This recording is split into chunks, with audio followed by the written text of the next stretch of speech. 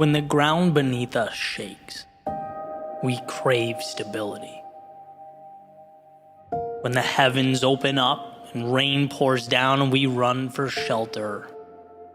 When life presents us with vagueness, with flashes of possibility, we long for mastery. It's more instinct than anything else.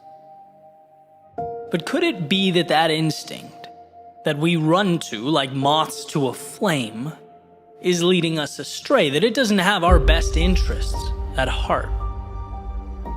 Could it be that we're so worried about protecting and maintaining an acceptable image for the world that we forget to build something internally that's worth protecting? What if that shaking is what brings down the foundations that held us back? What if that rain washes away the limits of yesterday as we evolve into something more? And what if those flashes of possibility require of us not mastery, no, not yet, but a willingness to be the fool? And what if that willingness isn't an unfortunate dead end, but a beginning? In one of his lectures at the University of Toronto, Jordan Peterson said, if you are not willing to be a fool, you can't be a master. In the cycle that is self-discovery, that is growth, we have to at some point step into an arena that's foreign to us, that we don't yet understand. We have to be willing to operate with inadequate resources, trusting that, they'll be picked up along the way. And that's a lot to take in. It's painful to know that others are going to have knowledge and skills and competencies that you won't. That you'll willingly inject yourself into the bottom of some hierarchy with nothing more than aspirations. But that willingness is your vehicle. And what's clear is that everyone wants the moon, but very few people have the courage to start constructing that spaceship. Very few have the courage to be the student. That's why our inclination is to quit when we can't snap our fingers and magically be on our way, when we can't leap past that wandering around the unknowns. The reality is, we have to fight, to scrap to obtain that sense of belonging in a particular competency. And just talking about it brings me back. It's an obstacle that we all face. It's super real to me. I remember being featured on a podcast where the host literally asked me, why should I listen to what you have to say? Right? Like, who are you? Why are you road mapping your journey? Right? I remember fighting for relevance in an area in which, at the time I knew almost nothing about. And I love how Peterson articulates this battle. He says at some point, you'll want to make a change and you'll feel like an imposter. And guess what? You are. But you have to be. You'll ultimately feel worse if you don't do it. That's imposter syndrome. Feeling like a stranger in your own body. And guess what? It's not wrong. It's just a beginning. I like explaining it like jumping into a cold pool. Feels uncomfortable at first. It feels out of place, but then things normalize. They become comfortable. And what's the other option? To fear that minute of discomfort and never jump in? It's what we need to tell ourselves when we want something, but the climb seems too steep, right? That climb is manageable. You'll acclimate. The adversary's pushing beyond that fear of starting anew. Taking your limited understanding, bringing it to the base of that mountain, a new Goliath, and looking up with confidence. And the question is, can you be foolish enough to do that? And once you've made that ceiling your next floor, will you be foolish enough to do it again and again and again? And breaking through that fear, knowing that stumbling around for a period of time doesn't kill you, it's required. It's the inability to show weakness or appear vulnerable. That's what chips away at you for a lifetime. If you want more, immerse yourself in that cycle of mastery. Start at the bottom and ascend. And when you approach the top, separate yourself and find another ceiling to chase. Replant a seed. Play the role of the fool again. This is the formula for growth, for prosperity, for fulfillment. This is the pathway to anything of substance. You take your L's, you embrace your critics, you swallow your pride, and move towards a tomorrow that far exceeds today. As your reality changes, your perception changes, the company you keep changes, you'll start to see that what's around you is made by people who are willing to fail and fail often. Our world is one devised by those who could put pride on hold, by those who were humble enough to crawl through the unknown long before they ran anything, who knew that before they played for any title or championship, they must first play the fool.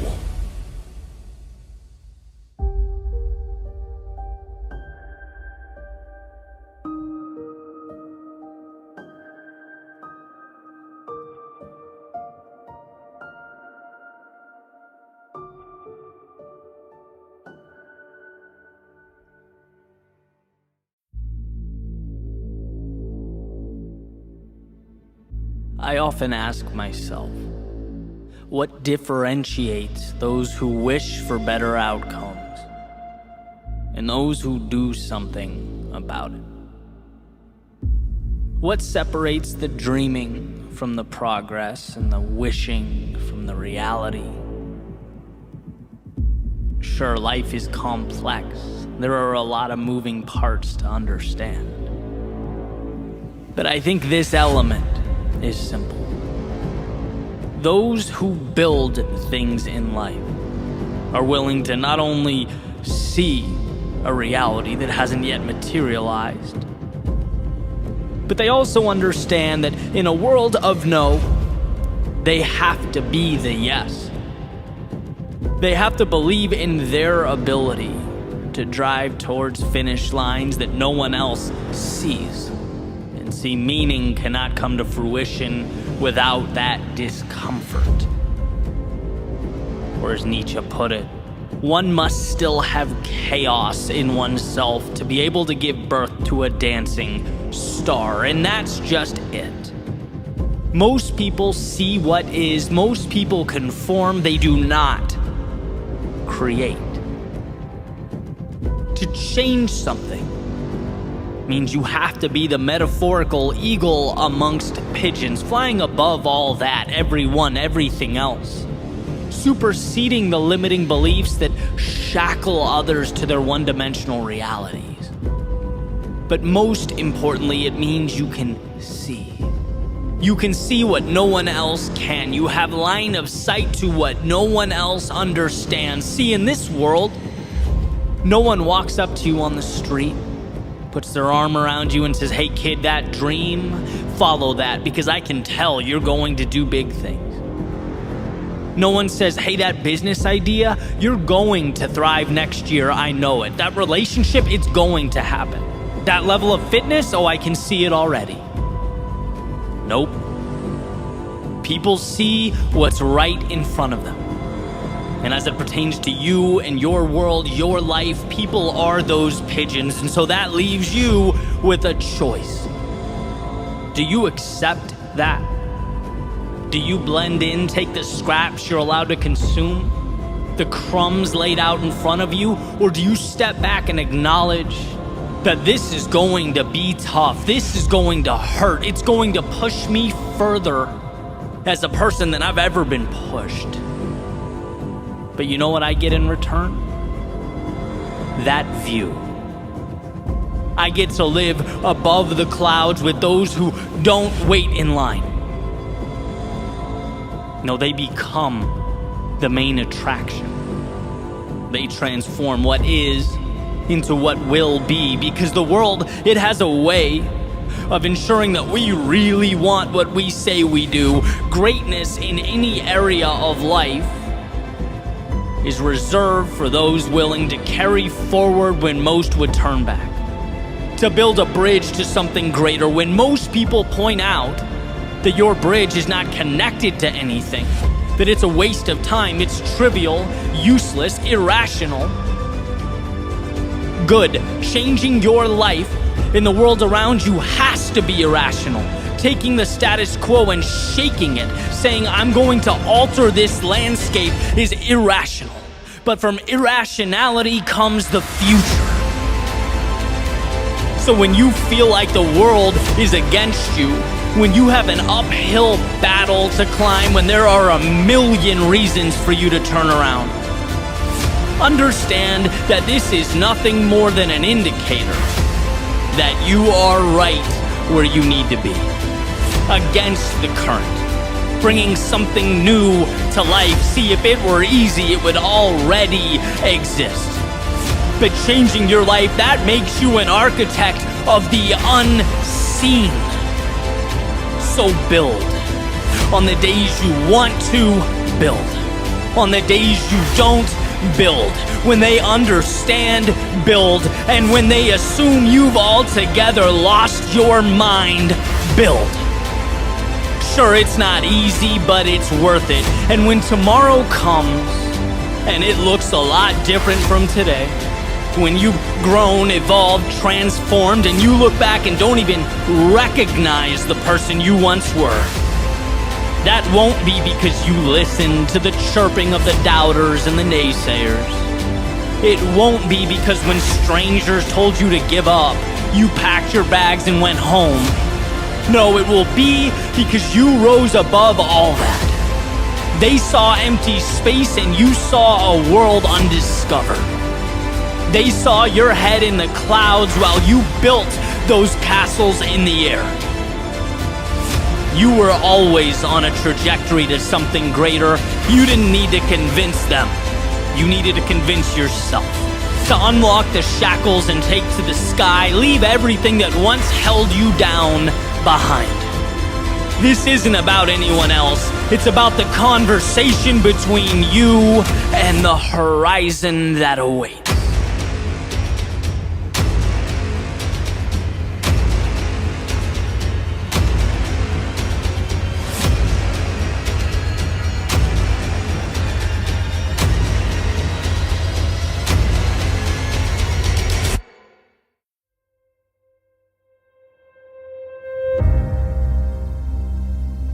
If you're lucky enough to be different, don't let go. I spend a lot of my time and energy exploring the power of perspective, how our reality is determined by how we interpret what's in front of us. How one person can look at one thing and see pain or a problem or a barrier, and another person can look at that exact same thing and see opportunity, or a future win, or a bridge to something better. And I think one of the best examples of this is how we perceive those qualities that make us unique. Those things that put us in a different category. Maybe we're a little hesitant to fully embrace because they're not common. And when it comes to that which separates us from everyone else, well, I believe we have a decision to make. I'm going to go back to Robert Frost's fork in the road, right? He says, 2 paths diverged in a wood. I took the one least traveled by, and that made all the difference. On the surface, you could easily brush this off as trivial. It's like, oh, nice, that's cute. He took the path less traveled by. But what does that mean? As it turns out, it means a lot. It means instead of burying what makes him different, he made it his battle cry. Instead of slipping under the radar and sneaking through life like so many of us do, he signed the dotted line for the pain of being a beginner, the struggle of being uncertain, the discipline and sometimes torturous road that is turning a passion into excellence, trading peace of mind for the pursuit of meaning in life. Exploring what makes you unique, it takes courage. And in that message, he chooses courage. Because it's not just that you're alone. Taking that path means every step of the way, your mind screams at you reminders that you're alone. It's not just fighting traffic patterns, it's fighting your DNA. It's resisting that impulse to please sit down, shut up, and blend in. So is it a trivial decision? I'd say not really. Maybe even the most important decision you can make. Because I promise you it's not your commonality with those around you that will bring fulfillment, that will leave a mark on your life and the world that surrounds you. No, it's that thing that's unequivocally you, that's a little out there, that's somewhat strange, that you don't know why, but its gravitational force pulls and pulls and pulls. A tug of war, where one side begs you to just relax, conform, do less, begs you to never be laughed at or criticized, to take the easy road. Then you have the other side, poking, prodding, asking you, hey, yeah, but what if? What if you sacrificed the comfort of right now? What if you explored? What if you took that which you love and you ran with it? What if you worked for a delayed payday? What if for a moment in time, when people ask you what the plan is, you have to look back and say, you know what, I'm not quite sure what I'm building, but I'll keep pivoting until it's so clear you can see it from the moon. Those are the paths that pull us apart. And every time I've lost my way, it's because I've doubted my unique path. And I mean that every time.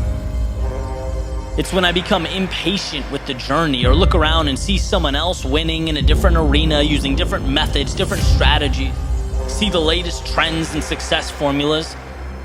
Hey man, I want part of that, right? I'm human. I want to win. I want to succeed.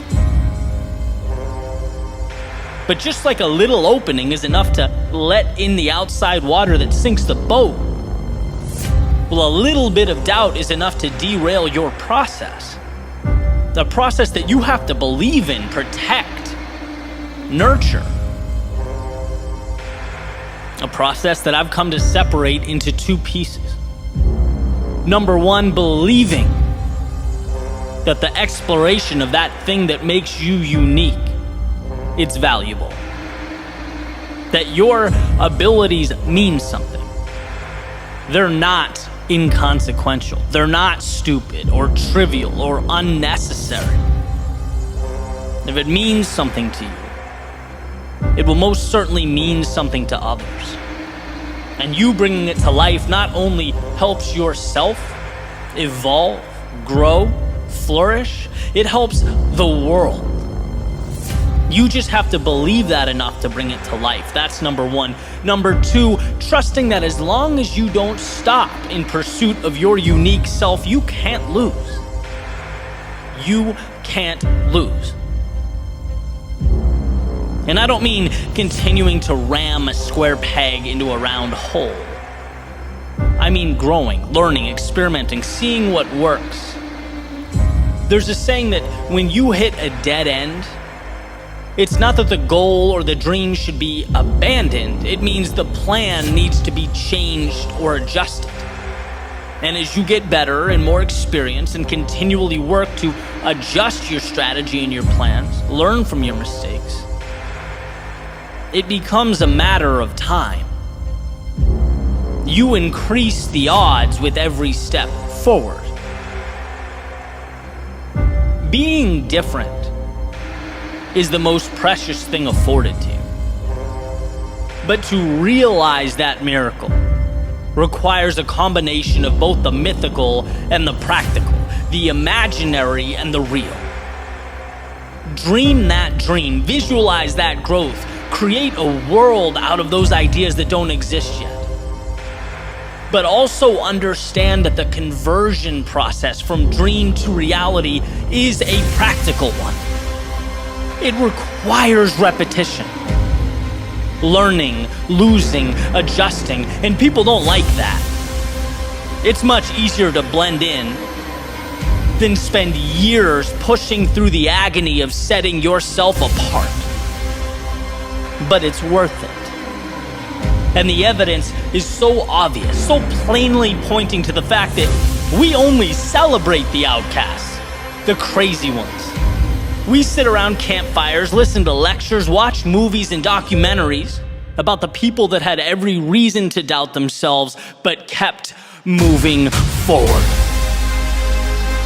About the people who could have swept their unique abilities under the rug, but instead used them as their foundation for everything. Not being distracted by what's popular or how anyone else lives or operates. Not seeking to be anyone but themselves, knowing that that is enough. Knowing it's the seed to something precious. The only question is, will you provide the right conditions and nourishment for that little seed to grow? Will you do what so few people have the courage to do? Let their authentic selves shine through. Let who they are emerge. Emerson has a quote. He says, "To be yourself in a world that's constantly trying to make you something else is the greatest accomplishment." He goes on to say, "My life should be unique. It should be an alms, a battle, a conquest, a medicine." And see, perpetual happiness is a fool's errand. No, life is full of trials and tribulations and ups and downs. But fulfillment comes from that quest for meaning, for more, for building something, for creating your unique self, a process, a pursuit that must be chiseled from stone. It's never given or provided. It has to be found. Take it. And as Emerson beautifully implies, now is the time. The question is, what are you going to make with this once-in-a-lifetime opportunity? What will you make of the possibilities that only you know, only you understand, that only you can bring to life? Never doubt yourself, or your gifts, or the things that set you apart. You don't need everyone else to believe in them. You just need to convince yourself. Everything else, it falls right into place.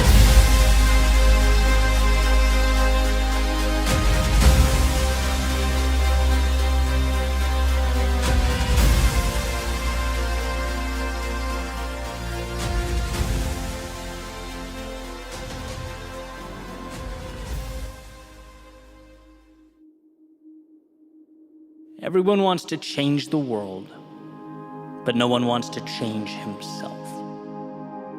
This was written by Leo Tolstoy in reference to people's proclivity to point out at the world and project blame rather than to point in at themselves and ask, why? What can I do? Right? How can I be better? Which, when you think about it, is basically a shark forfeiting its bite. Right? Or a bird giving up its wings. Our personal agency is without a doubt our superpower.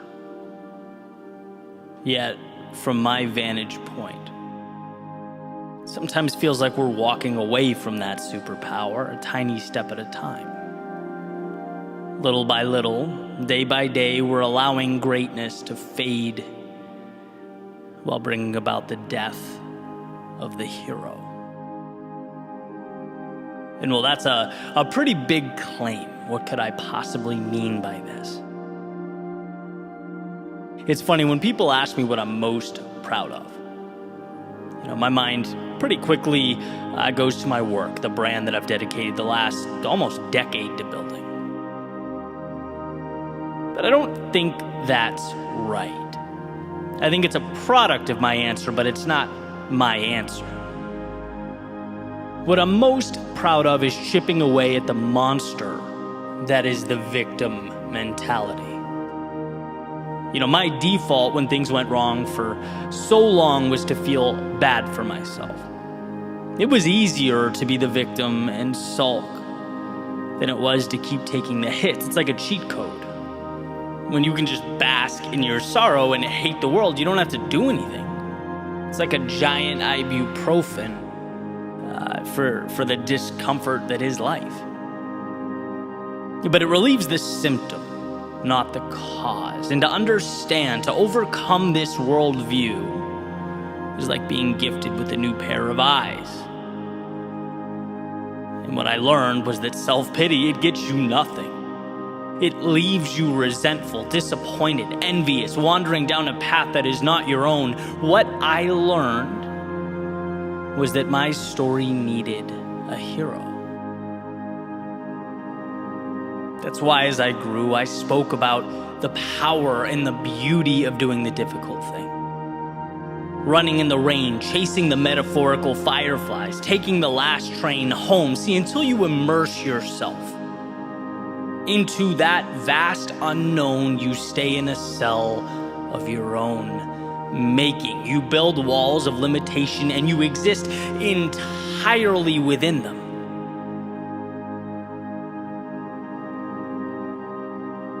And as time has progressed,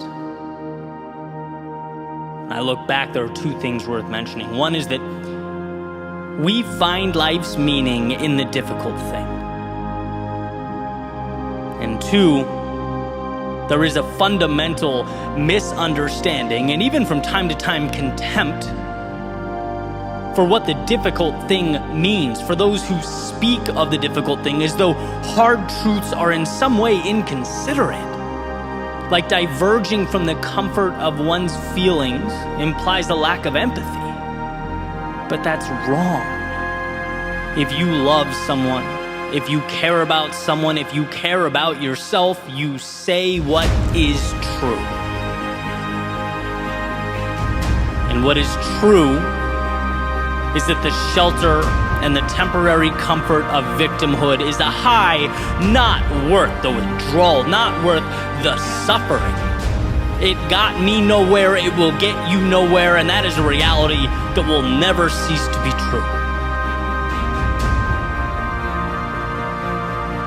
We live in a world that's been shaped entirely by those who found the courage to do the difficult thing. Everything around us is a product of the courageous decision to take the now and bend it. And that means taking hits. It means being criticized. It means by definition you are choosing to be uncommon. You're choosing to change things, yourself, and by default the world around you. There's nothing wrong with being common. Quitting is relatable. Failure is relatable. Falling short is relatable. We're all human and we've all been there. But these stock features of humanity, they are not worth celebrating. We don't put on pedestals the familiar. No, we put on pedestals the times that we've reshaped the familiar. And a world of participation trophies is a world that has disincentivized that which makes life worth living. It cripples the very pursuit that ignites the soul, a push towards the extraordinary. It's time we resurrect the hero. See through the facade of short-term comfort that leads to long-term emptiness. In a world where attention is currency, it's time we acknowledge the payment we receive when we play victim buys only despair. Sure, we're flawed. That will always be true, but we are capable of manufacturing greatness. We're capable of capturing hearts and captivating minds. If you could only see within yourself that story unwritten, if you could feel the greatness that awaits, the roads to be traveled and mountains to be climbed, there would be no debate. There'd be no hesitation about that march to the belly of the beast. If only to show that our demons exist solely where we allow them to. Resurrect the hero.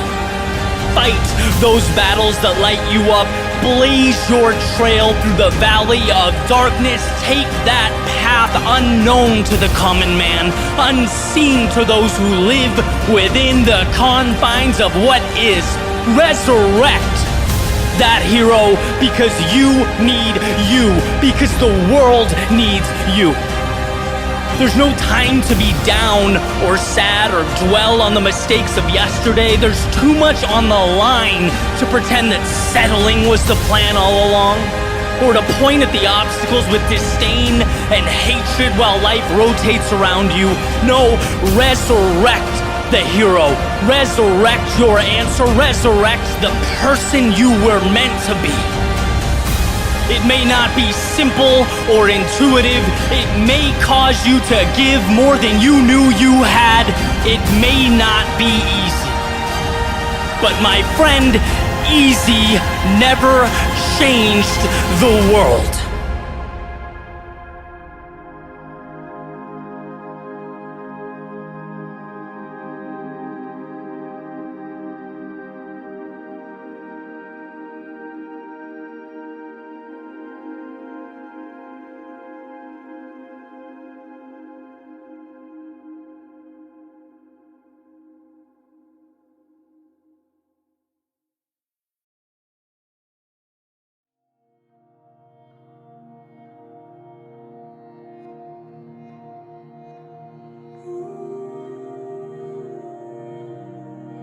That thing that gives you butterflies,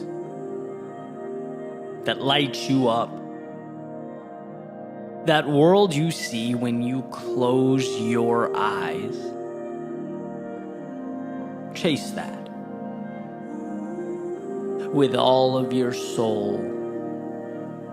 Chase it.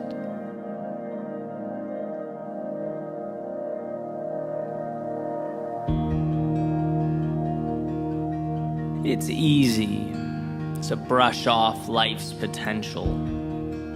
It's just outside the realm of possibility. To see the ideal as some form of window shopping that you can almost touch. A fantasy to be explored when you sit back in your office chair or pass time in the doctor's office waiting room. But I think these aspirations mean more than that. Not distractions, but a North Star. Not a diversion, but the path. And by the way, I'm not naive about this pursuit and all that it entails, the truth behind it. I'd never advocate that what's possible or meant to be is somehow easy. In fact, I'd argue the only way something is meant to be is if you're willing to commit to the difficulty in bringing it to life. Otherwise, it wasn't meant to be anything but a missed opportunity. Because it surely will be a difficult road. And here's what we come to learn: everything of value is difficult. You know, and in an attempt to oversimplify, I often break life down into the easy thing versus the difficult but meaningful thing. And in some ways, sure, that's true. But I can also honestly say it would have been more difficult for me to have stayed where I was, not moved at all, to not have pursued what I believed in. It would have been more difficult thinking about that life I could have lived, the doors that could have opened, and that's just it. Life is about choosing your difficult.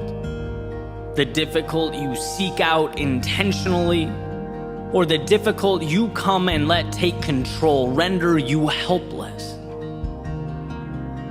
And I think when we find ourselves in routines, or we've built for ourselves a world, we know we don't want to live in anymore, or we've outgrown, it's not that the current is real and the future is not. It's that we, somewhere along the way, decided to face the wrong opponent. Some adversaries make us stronger. They force us to be more, to grow. Other adversaries or opponents, they sit back and they let us defeat ourselves, and that's what we don't want. See, when the world knocks you down, You get to rise again. Wiser, tougher, stronger. But when you keep yourself down, well, there's nothing to be gained from that. Those two opponents, they are not the same.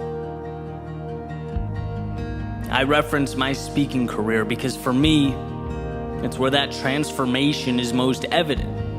It's where it all began. My opponent was very much me. Avoiding opportunities, hiding from failure. I didn't give life a chance to knock me down. And so it didn't. How could it? I'd already placed myself in chains. And because of that, guess what? I stayed the same. I couldn't evolve. My ideal future was an idea that would briefly entertain me from time to time and move right on.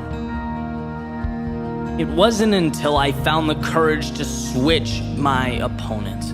From myself to the world, I let life humble me. I gave talks where I was nervous and had cold feet. Keynotes where my delivery was mediocre at best, where I barely got by. But with these battles came metaphorical riches, came that trust that had to be manufactured, that confidence that had to be earned. When I got out of my own way, I was able to let the trials and tribulations of life create a new foundation for me to stand on, to redefine reality. And the good news is that anyone can do that. Anyone can ask that question. Is something external in my way right now that I need to figure out, that I need to solve? Or am I in my own way? Am I not even giving myself a shot? Have I settled for right now as truth? When right now is just the less ideal difficult. When I was little, playing action figures with my buddy up the street, we used to think it was cool to see around corners, to see through walls, to know what was coming before it arrived, right? For action figures, absolutely. In superhero movies, why not? But in the journey through life, you don't need to see around corners. In fact, it's counterproductive because it is the interaction with the unknown that matters. It's adjusting amidst life's uncertainty that comes to make you who you are, transforms you and your reality. As far as I'm concerned, the only way to lose is to remain behind that corner, peering out every now and then, hoping to get some kind of advantage or shortcut, willing to let life pass you by while you wait for the stars to align, thinking that that vision of an ideal life will stroll along the sidewalk, see you and reach out a hand. That wait will be a long one, unproductive and difficult, more difficult than trusting yourself to face whatever lurks around that corner. So remember that who you are is built, and every time you do something a little bit scary or unsettling, every time you wander a step or two outside of your comfort zone, the reward is not just the short-term triumph you feel as you leapfrog that obstacle and carry on. No, you are investing in a new you, a new reality. You're investing in something changing before your very eyes, putting a little marble in a jar that is your potential, and you can't see it, not now. No one's going to announce it to you. You might not even realize or understand until you look back years down the road. But those little acts of courage, they matter more than you know. They're not trivial, and they are certainly not insignificant. When that movie plays in your head, and you think to yourself, I wish, or if only, and the delta between that image and The reality on the ground disappoints you, gives you a little knot in your stomach or dissatisfaction that floats around in your thoughts. Remember that feeling is transferable. That difficult can be exchanged for one that actually changes things. You can get off the merry-go-round and towards a new North Star. Difficult, yes, but we've seen the goal is not to avoid difficult. It's to pick the difficult that will transform your life. It's to find meaning in a world that, if you do not pay attention, will paint your landscape with routine and obligation. And today can certainly be a continuation of that script. A box that's checked, a calendar square with an X. Or it can be the beginning of something that gives you butterflies, that lights you up, that brings you one step closer to the world you see when you close your eyes.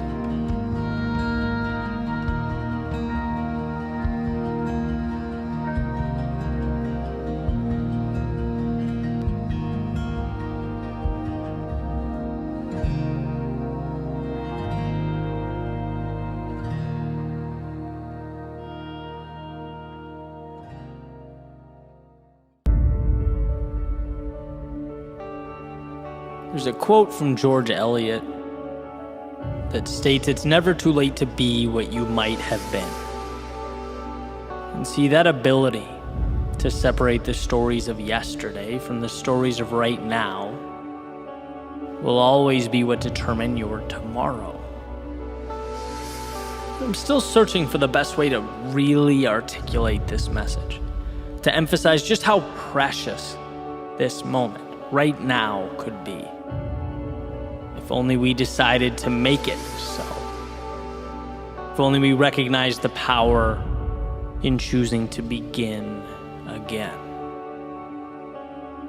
Now, I understand the power of habits, how they define us, and how, practically speaking, change isn't as easy as saying you're going to be something and then just becoming that thing. No, you have to build habits, your actions. They become your life, and there are plenty of resources on habit building.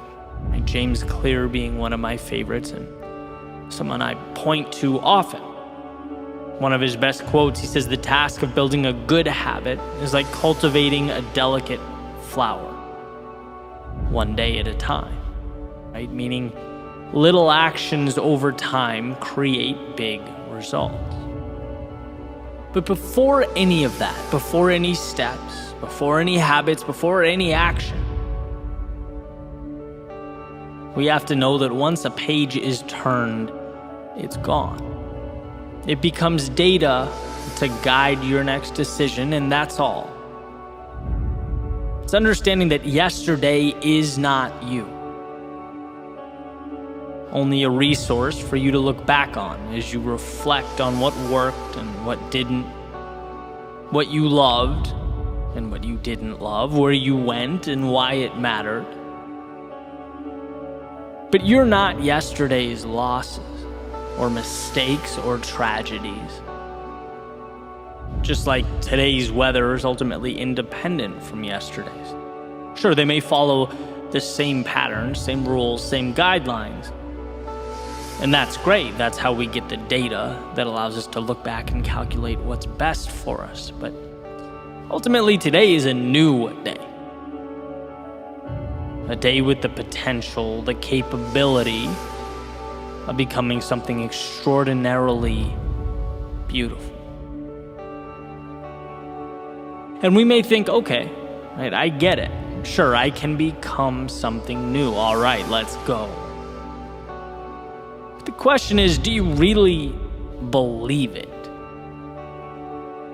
Do you really understand how malleable you are? How you can bend and fold and shape yourself into something new? Because the second you get that quick blast of motivation, right, that tiny bit of courage, and dip your toe in the water, what happens? Life says, not so fast. Your mind presses play on a giant projector, showing the film of who you used to be, right? Not who you want to be. Social media displays a seemingly perfect collage of everyone around you pretending to live problem-free lives and prompting you to think, oh, this must mean I'm doing something wrong. Right? TV, news, media, politicians tell you that life is too hard. You're too oppressed to find your way out of this. Of course, not without their help. So why try, one might think? Friends may disappear, or worse, criticize the fact that you've changed, as if that wasn't the point of life in its entirety. And my message is this. Yes, change comes from habits. And yes, habits are small, daily decisions, but also creating that mental space to welcome in those new habits, to understand you're worthy of more, to understand right now is a beginning. That is both the greatest challenge and greatest accomplishment. Giving yourself permission amidst an endless array of adversaries. That's what makes or breaks you. Not how close you keep your running shoes to the door so that you see them and it triggers those AM workout sessions. No, that stuff's important, but does it matter if you don't see yourself as someone who's going to use those shoes as a tool to change into something new? To put them on when you don't want to, when you feel tired, when you're busy? Who are you going to choose to be? And can you hold on to that idea?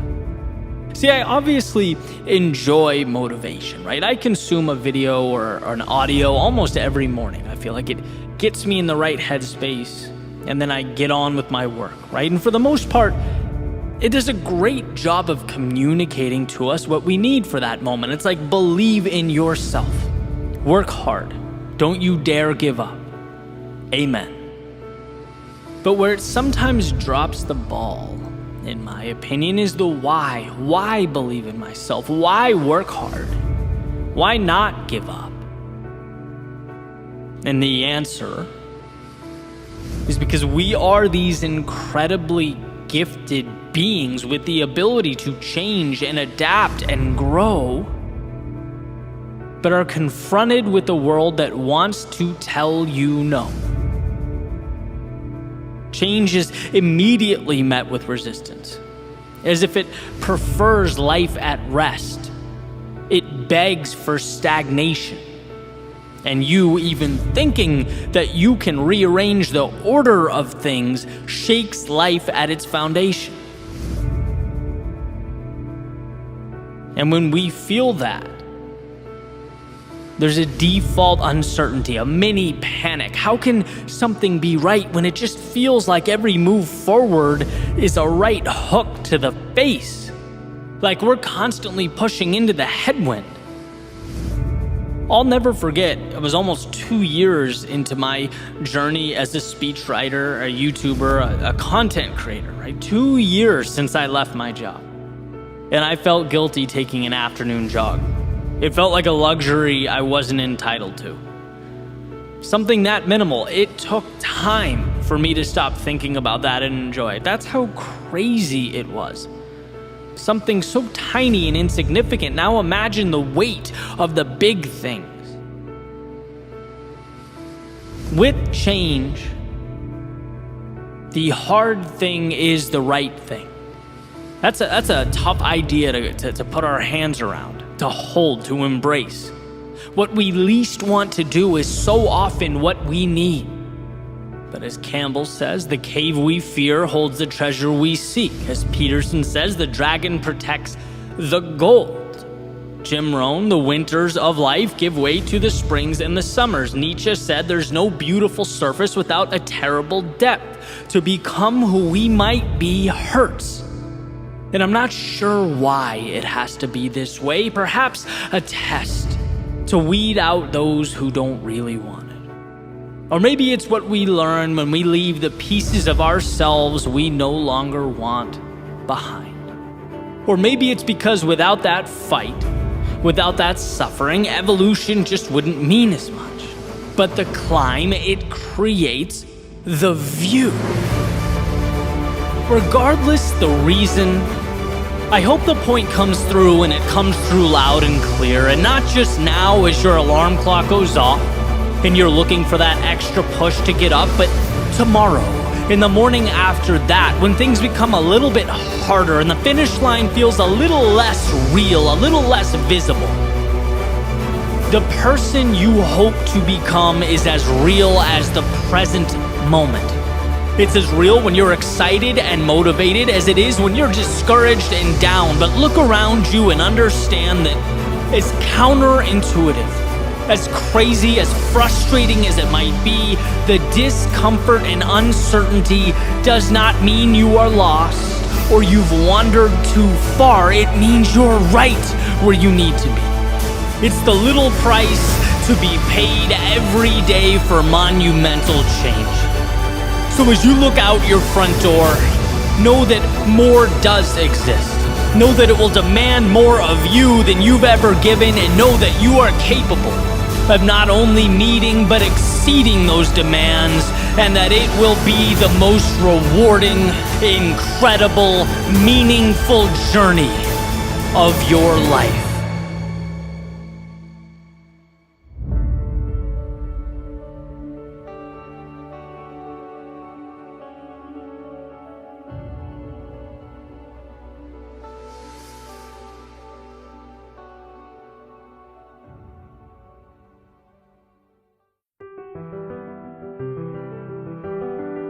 Dream away, because dreams remind us of hope. Hope that becomes courage. Courage that manifests itself in little steps forward. Steps that over time create a new world that looks a lot different than the one you once knew. So dream away. Dream away, because we have all been blessed with the ability to take nothings and make them somethings. We've all been given the power to take blank spaces and make them landscapes, to see with our eyes worlds that aren't yet there. And what a shame it would be to repress that gift, to label it fiction, to keep it next to our books and our movies. How much a tragedy to allow it to be merely a temporary escape, instead of the permanent beginning it was meant to be. So dream away.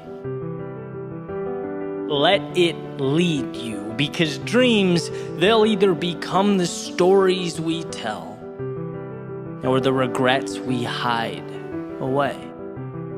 A personal evolution or untapped potential.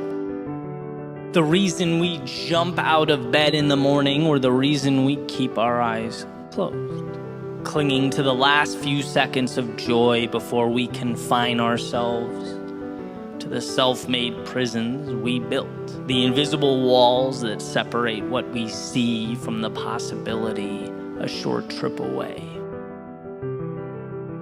But look around you, one might say. This is reality, and this looks a lot different than the dreams that bounce around in my head. If dreaming was some magic formula, I'd be there already. Well, magic isn't quite my claim. No, dreams are not magic.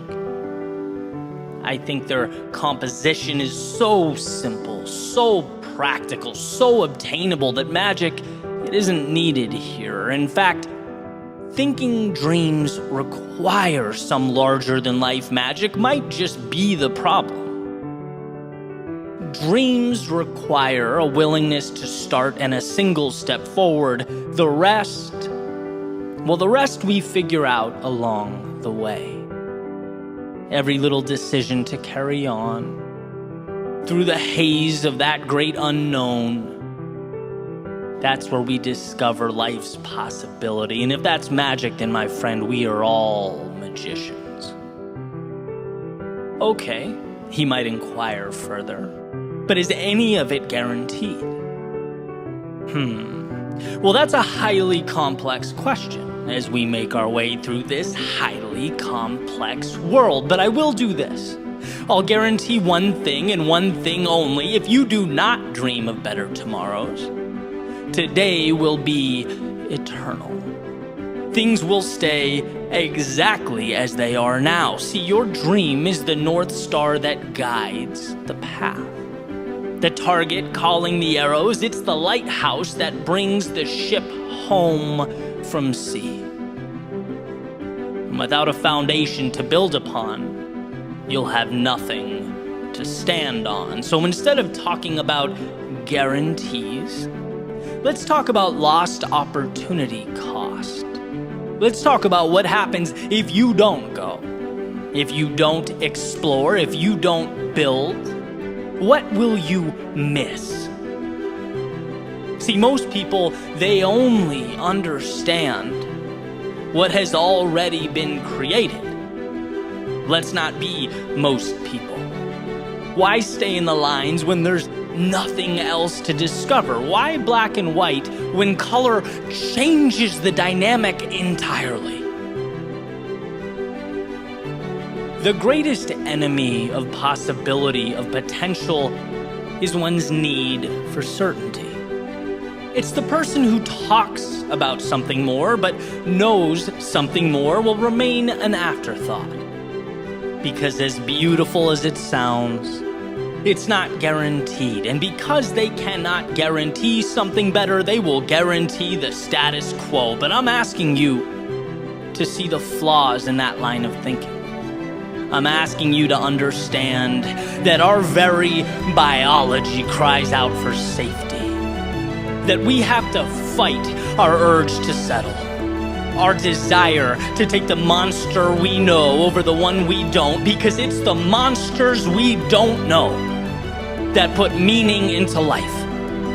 It's the journey that elevates the destination. And while it might feel like what you want in the short term, that long term, it sings a different tune. To get where you need to go, you have to move into the headwind that is the comfort of now. Find within yourself the courage to simply crack the door, to just let a little bit of light in and see how it forces its way into every corner of your soul. Once you feel that satisfaction of progress, you'll be consumed, pulled in, as though the only thing larger than fear of failure is the rush of becoming who you were meant to be. I once heard something that changed the way I looked at the world, something simple, the idea that we don't climb the mountain for the view. We climb mountains because of who we become on the journey up. The view is merely representative of that journey. The dream isn't in and of itself the goal. It's an invitation to immerse yourself in all that is beautiful, meaningful, worthwhile, jaw-dropping, eye-opening, and powerful. It is what cracks that door and lets the light in. So dream away. Because that dream, it's no threat to your safety. It's what will ultimately save you. So dream away. Dream away so that you capture that sunrise you were given. Dream away so that you are pulled to that which makes life worth living. Dream away so that you never lose that child inside. So that you don't leave the adventure on the table and keep your ideal existence on the shelf. Dream away so that you see the abundance that surrounds us. the hope within us, and the future that calls us for yourself. The people in your life and the ones who eventually will be, dream away.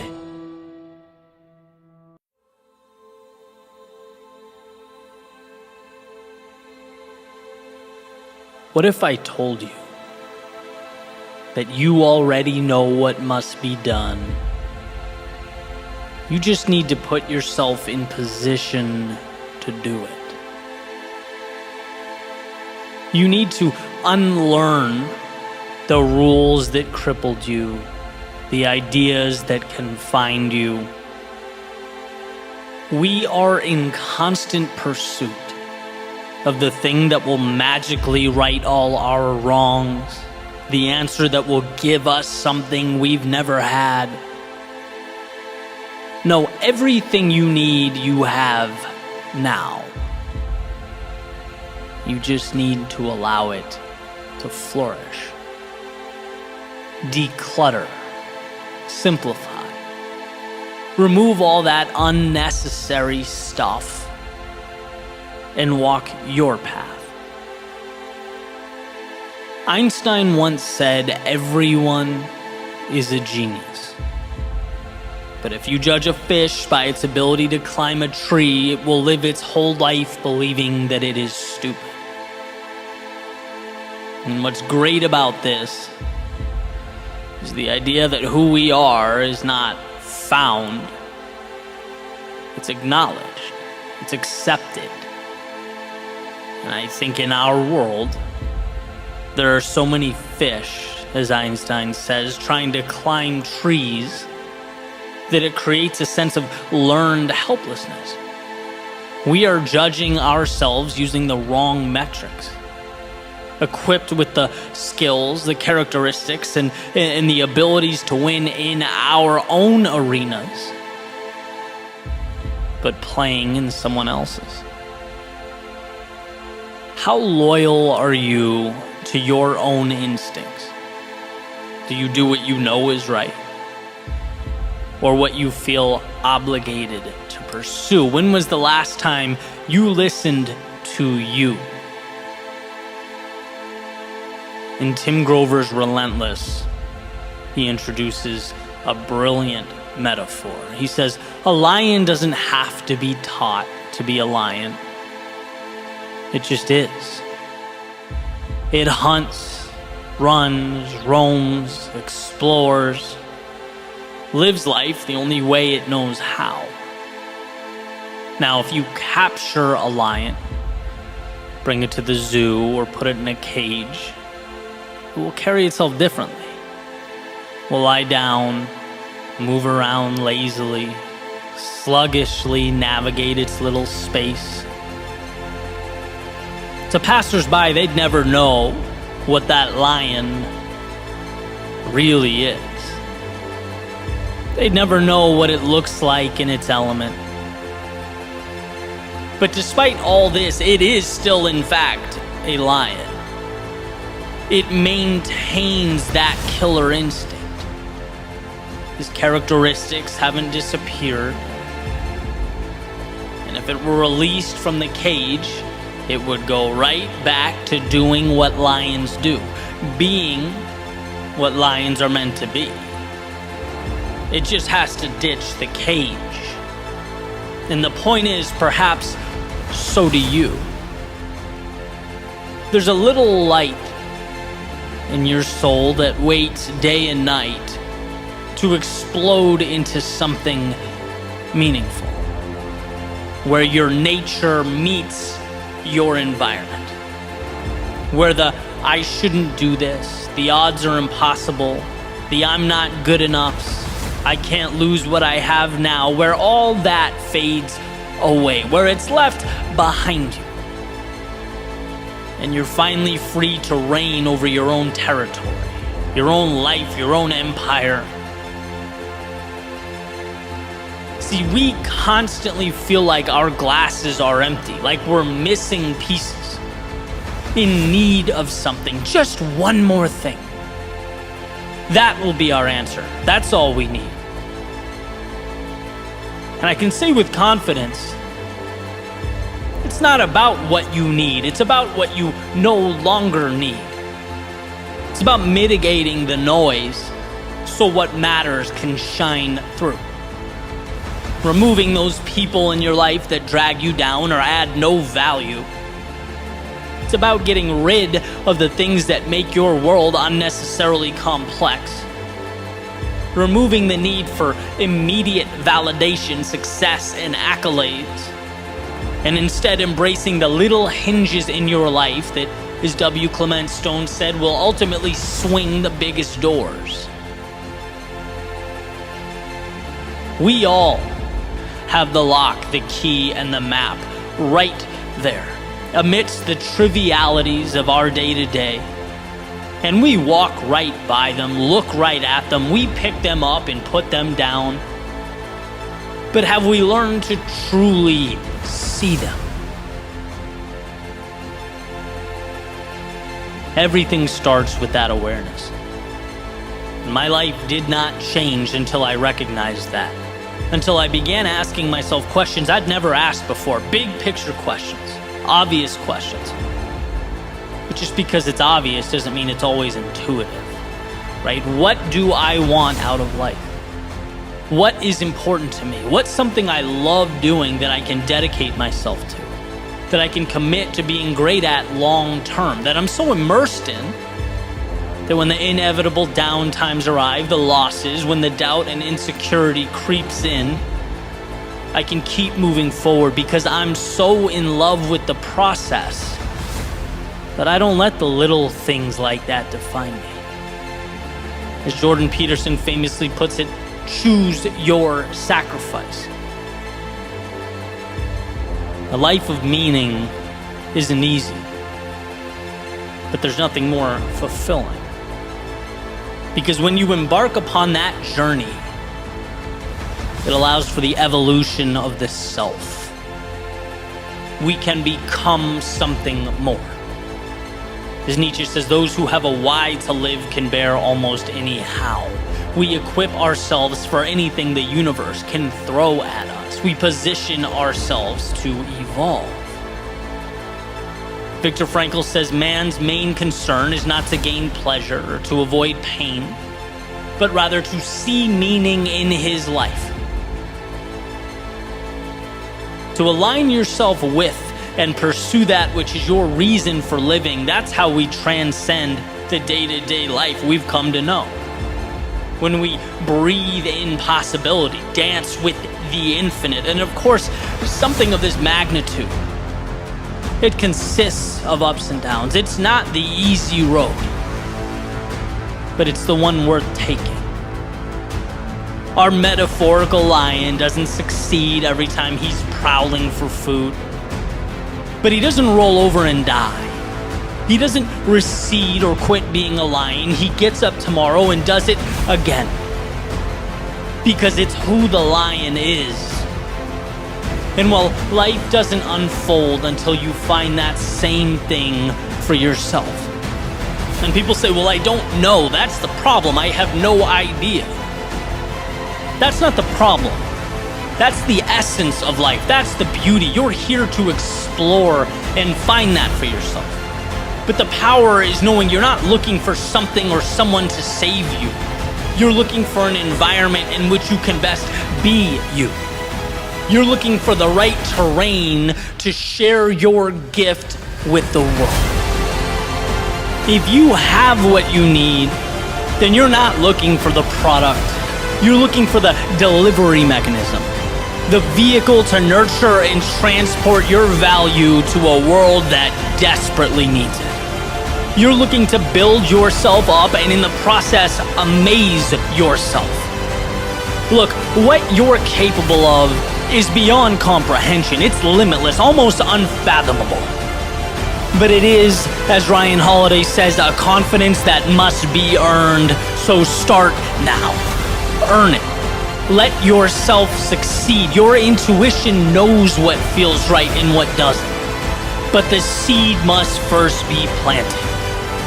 So make today about setting yourself up for success, turning off the idea that you're one piece away from completion, 1 minute away from starting, that you're almost ready. No, you are ready now. You have what you need now. You know what's necessary now. You just have to be your own ally. Put yourself in position to be yourself. Let your values shine. Double down on what matters to you. Look, it's not a game of acquisition. It's a game of courage. Do you have the courage to be who you are? To follow that potential, that possibility into the great unknown.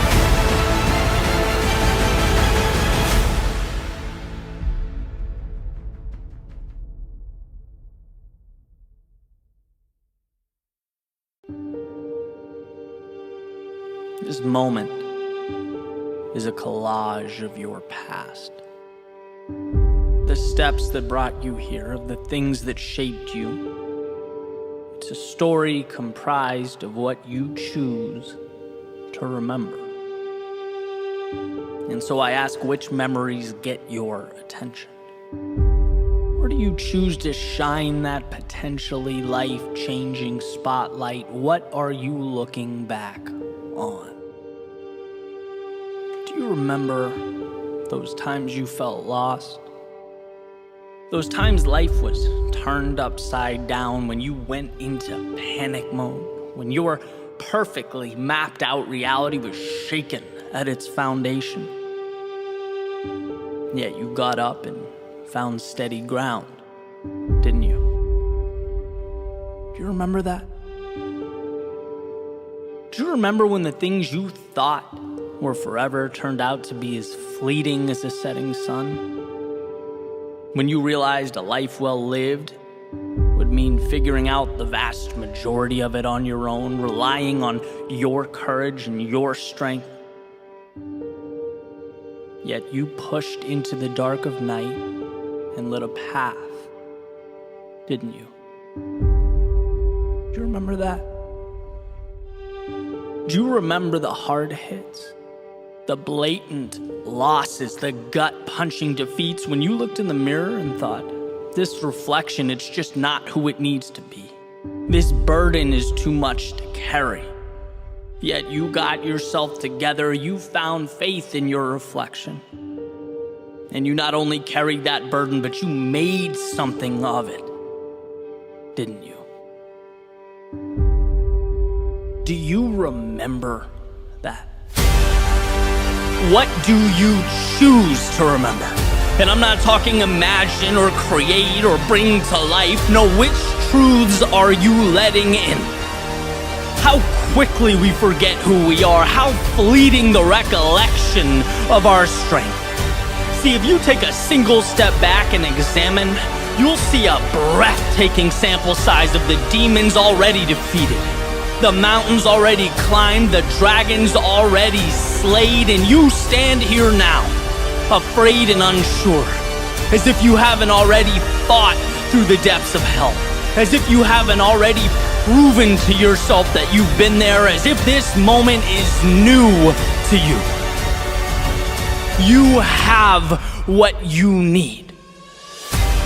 And that's not the law of attraction or conjecture or hopeful thinking. It's remembering what you know in your soul to be true. You are made for this road laid out before you.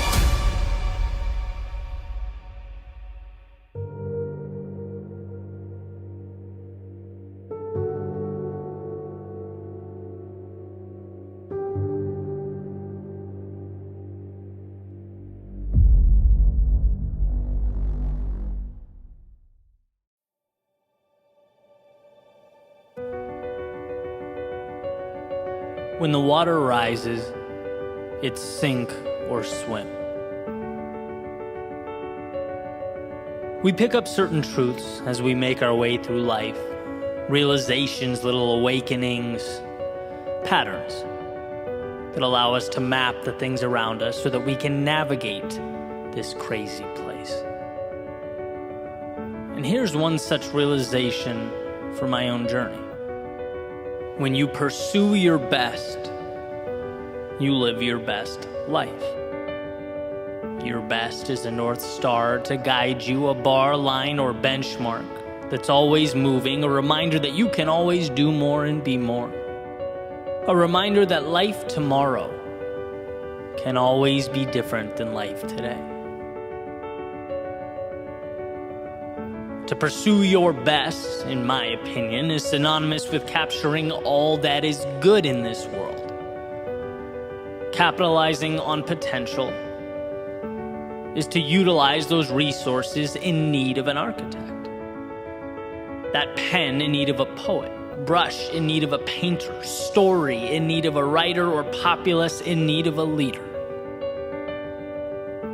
It's a pursuit that not only supplements our existence here on earth. No, I believe it is, in and of itself, why we are here on earth. But like every ideal, pragmatism seems to get in the way. Meaning, well, life is more difficult in execution than it looks on paper. We can't be our quote-unquote best every day. We sometimes fall short of that mark. Our outcomes don't always align with our expectations. The perpetual journey to one's best is neither straight nor without discomfort. It's more like the navigating of a new world without a map or compass, a world that we're by default ill-equipped to take on when we begin. And I believe that 99% of success is reliant upon the willingness to move into that great unknown and allowing adversity to shape us. But that remaining 1% is a little bit different. That 1% is when we see what we've never seen, do what we've never done. It's uncovering our best in those moments we feel our worst. Climbing the highest when we're at our lowest. When the water rises, it's finding a way to swim. See, the majority of life calls for tiny adjustments. It's observing and learning and moving on. But rarely do we talk about the darkest moments, when we feel as though we are up to our neck in the trials and tribulations of life. When the world doesn't relay messages of hope or prosperity. No, the only incoming message is despair. You're essentially David looking up at Goliath. Perhaps a Goliath of your making. Perhaps not, but a Goliath nonetheless. So why here? Why are these dark moments different than the 99%? Why is a stage provided at the very time when the limelight feels further out of reach than it ever has? Because this moment is when you prove to yourself who you are. You think you've dug deep in the past? You think you've given your all back then?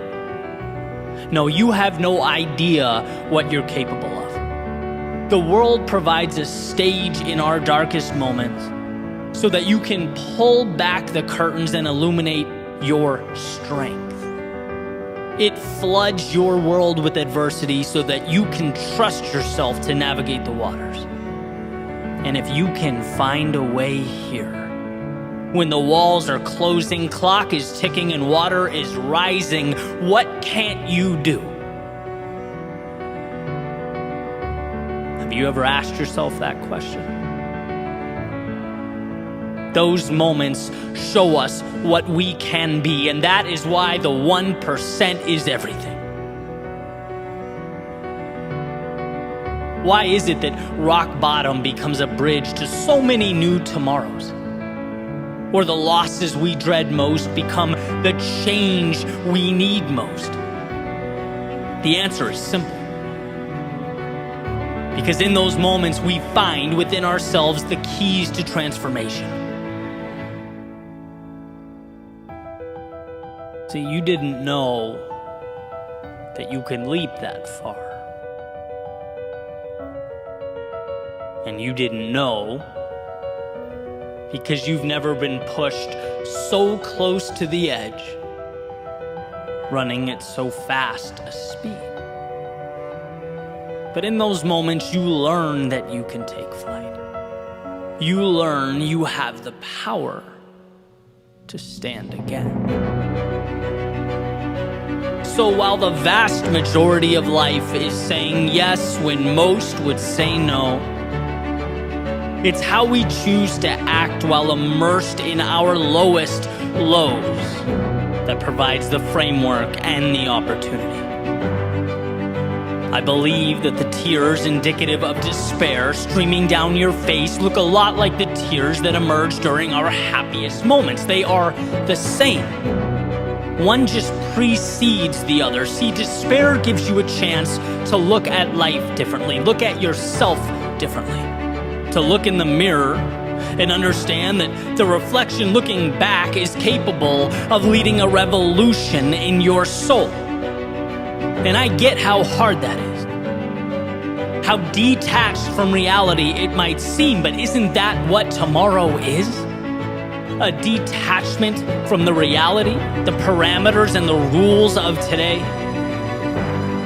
It's not until that seed is buried beneath the earth that it plants roots, that it takes aim at the sky, and when you are stuck beneath the chaos of life, you have to know that this is where you too transform.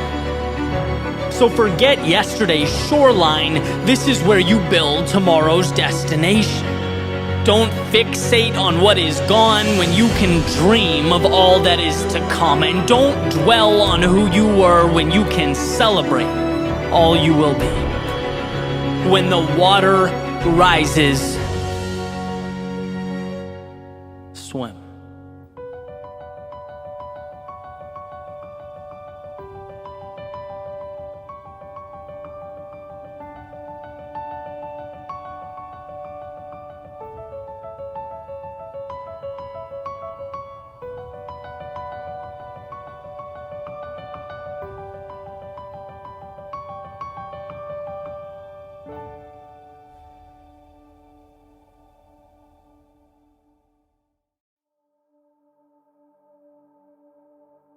One of life's greatest lessons is that yesterday is only as powerful as we allow it to be. Yesterday is an idea, a story, a movie that started and ended. Now, it's quite possible that story or that ending is disappointing, or it hurts to look back on. Perhaps a reminder of something that wasn't ideal, something you want to break away from. So the question is, why do we give that old story power? Why do we relive it, create this self-inflicted wound? See, the past undoubtedly played a critical role. It brought you to where you are now. It, in many ways, shaped your worldview, constitutes your beliefs. It was the very road to this moment, and there's value in that. But imagine this scenario. Imagine stepping into your car, turning the keys, and thinking to yourself that you can, in this very moment, only drive down the roads you drove on yesterday.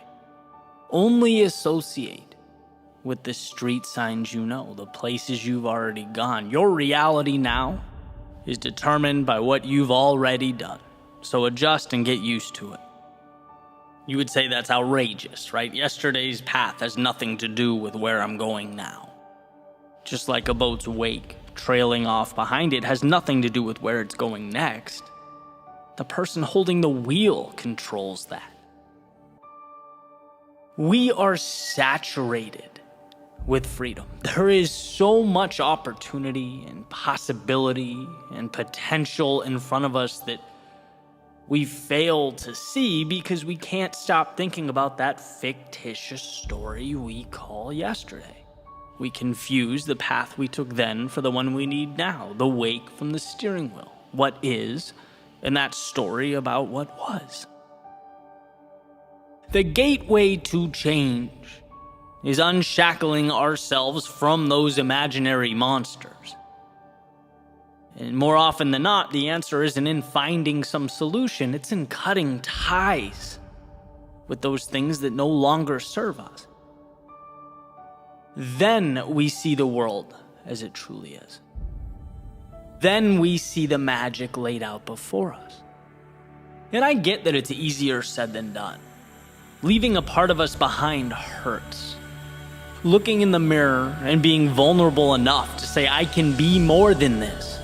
It's not easy, but it's possible. And everything starts with how we see ourselves. And when we remain captives to the past, everything about who we think ourselves to be is outdated. We're neglecting one of our superpowers, the perpetual ability to restart. And one of the most important conversations I've ever had was on this topic. It seemed trivial at the time, but I was having lunch with a friend, and we're talking, and I mentioned to her that I was full. And she goes, well, then why are you still eating? And I'm like, because I paid for it, right? I wanted to get my money's worth. And she says in a very, pragmatic way, Eddie, just because you paid for it doesn't mean you need to eat it, right? It's a sunk cost. Why don't you move on? And the whole thing seems silly, right? It's like, yeah, if you're not hungry, don't eat. Move on. But in the grand scheme of things, how many of us keep on consuming that which doesn't serve us? How many of us stay too long when we should be letting go? We let the path behind us dictate the one before us. See, there's a tendency to overvalue what we know, to feel so invested in how things are, even when we're not happy or it's not healthy, that we'll take the pain of now over the potential for something greater. And that's precisely why the unknown is so terrifying. It's not concrete. It's a world unsettled, and man, do we hate being unsettled. But what we fail to realize is that every time we close our eyes, take a breath, and work up the courage to step into that unknown, to leave yesterday behind us, life gives us new pieces. It resets the stage. It provides new tools to build something incredible, something more ideal, more conducive to our goals, our hopes, and our dreams. And the thought is, well, but what if things become worse than they are right now? What if I move forward and I find myself more confused, more lost? What if things are more chaotic? And that may, for a moment, be true. But what we do is we adjust. We learn things we never knew. We see things through a lens that we never could. Touch things that we never thought existed. It wasn't in staying, but in leaving, that we rediscovered who we were meant to be. That we allowed our truest selves to flourish, and worst case scenario, contrary to popular belief, it's not that the world ends. No, the worst case scenario, should you find the courage to move forward, is that you end up right back where you started. A little more confident, a little bolder, and better prepared to live this life like you never had. All that's needed is for you to convince yourself that there is more. You just need to taste the fruit, step into the sunlight. That's the difference between reality and the story in your head. Reality is that this world has for you everything you need to change, to grow, explore, build a life that means something.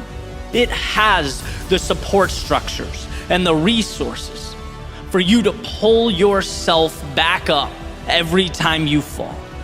To say, okay, that hurt, but now let's try a different angle. There is undoubtedly what you need.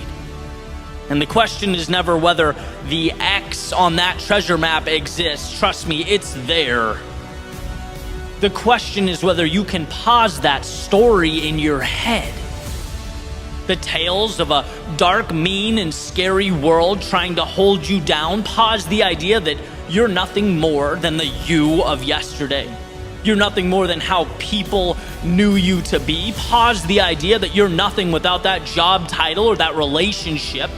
Pause the idea that you need him or her or them in your life. Every day you wake up, you are a blank canvas. Who cares about yesterday? What do you want to paint now? When you walk out your front door, where do you want to go now? Step outside that circle of familiarity. See how artificial and in some cases ridiculous these boundaries are that we place around ourselves. Life is an invitation, not a set of requirements. And when you free yourself of that, not only will you feel like someone new, not only will you experience life as it was meant to be experienced, but you'll see that this world will conform to your new definition. This world wants to support you. It wants to lift you up. And yeah, it may be challenging and strenuous. It may force you to work harder and be braver than you've ever been. But it is, at the end of the day, your ally. You just have to see your future self before it materializes, when no one else gets it. So move on from all that does not serve you. Break away from the old rules, regulations, and guidelines. Maybe you exhausted time and energy into creating this reality. Maybe it feels like a monumental piece of your identity. Maybe right now is the only security you have. Fine. But my hope is that you can respect it and walk away. See it as the sunken cost that it is. Just because you paid to get there doesn't mean you need to keep paying to make wrong decisions. Just because it took your time doesn't mean it's entitled to keep stealing your time. Just because it's part of your identity now doesn't mean it must be tomorrow. Just because it creates security doesn't mean it's right. Jails and steel bars are also incredibly secure. No, today we are breaking free, leaving the past in the past and setting our sights on the horizon. Today is the end of yesterday and the beginning of the rest of your life.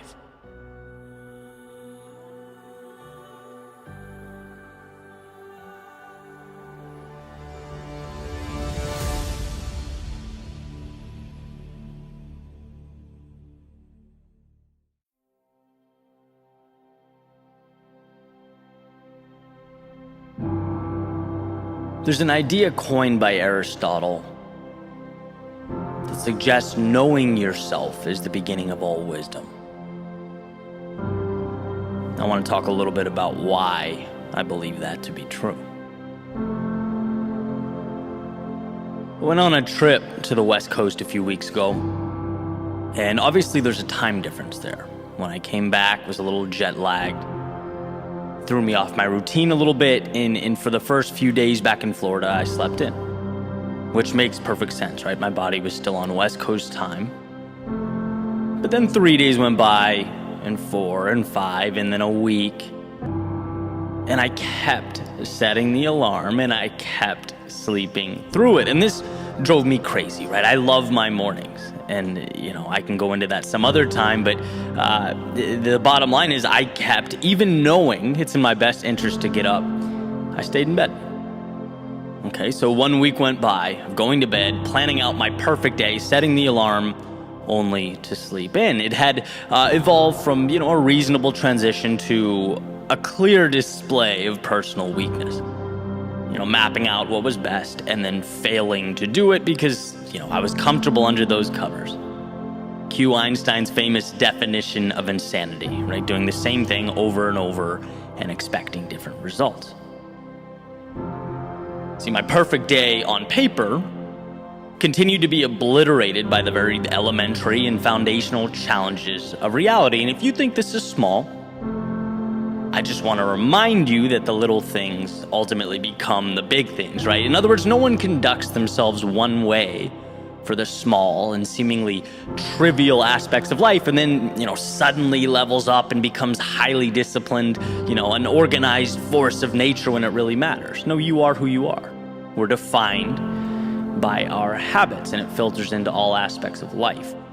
That's why Admiral McRaven talks about, making your bed. You don't do the small things right, you can't do the big things right. And to me, this was a red flag. I wanted to fix this, perhaps needed to fix this. And I spent some time thinking about it. And as I was running, listening to an audiobook, it hit me. I made what I think is one of the most important connections I've made in a long time.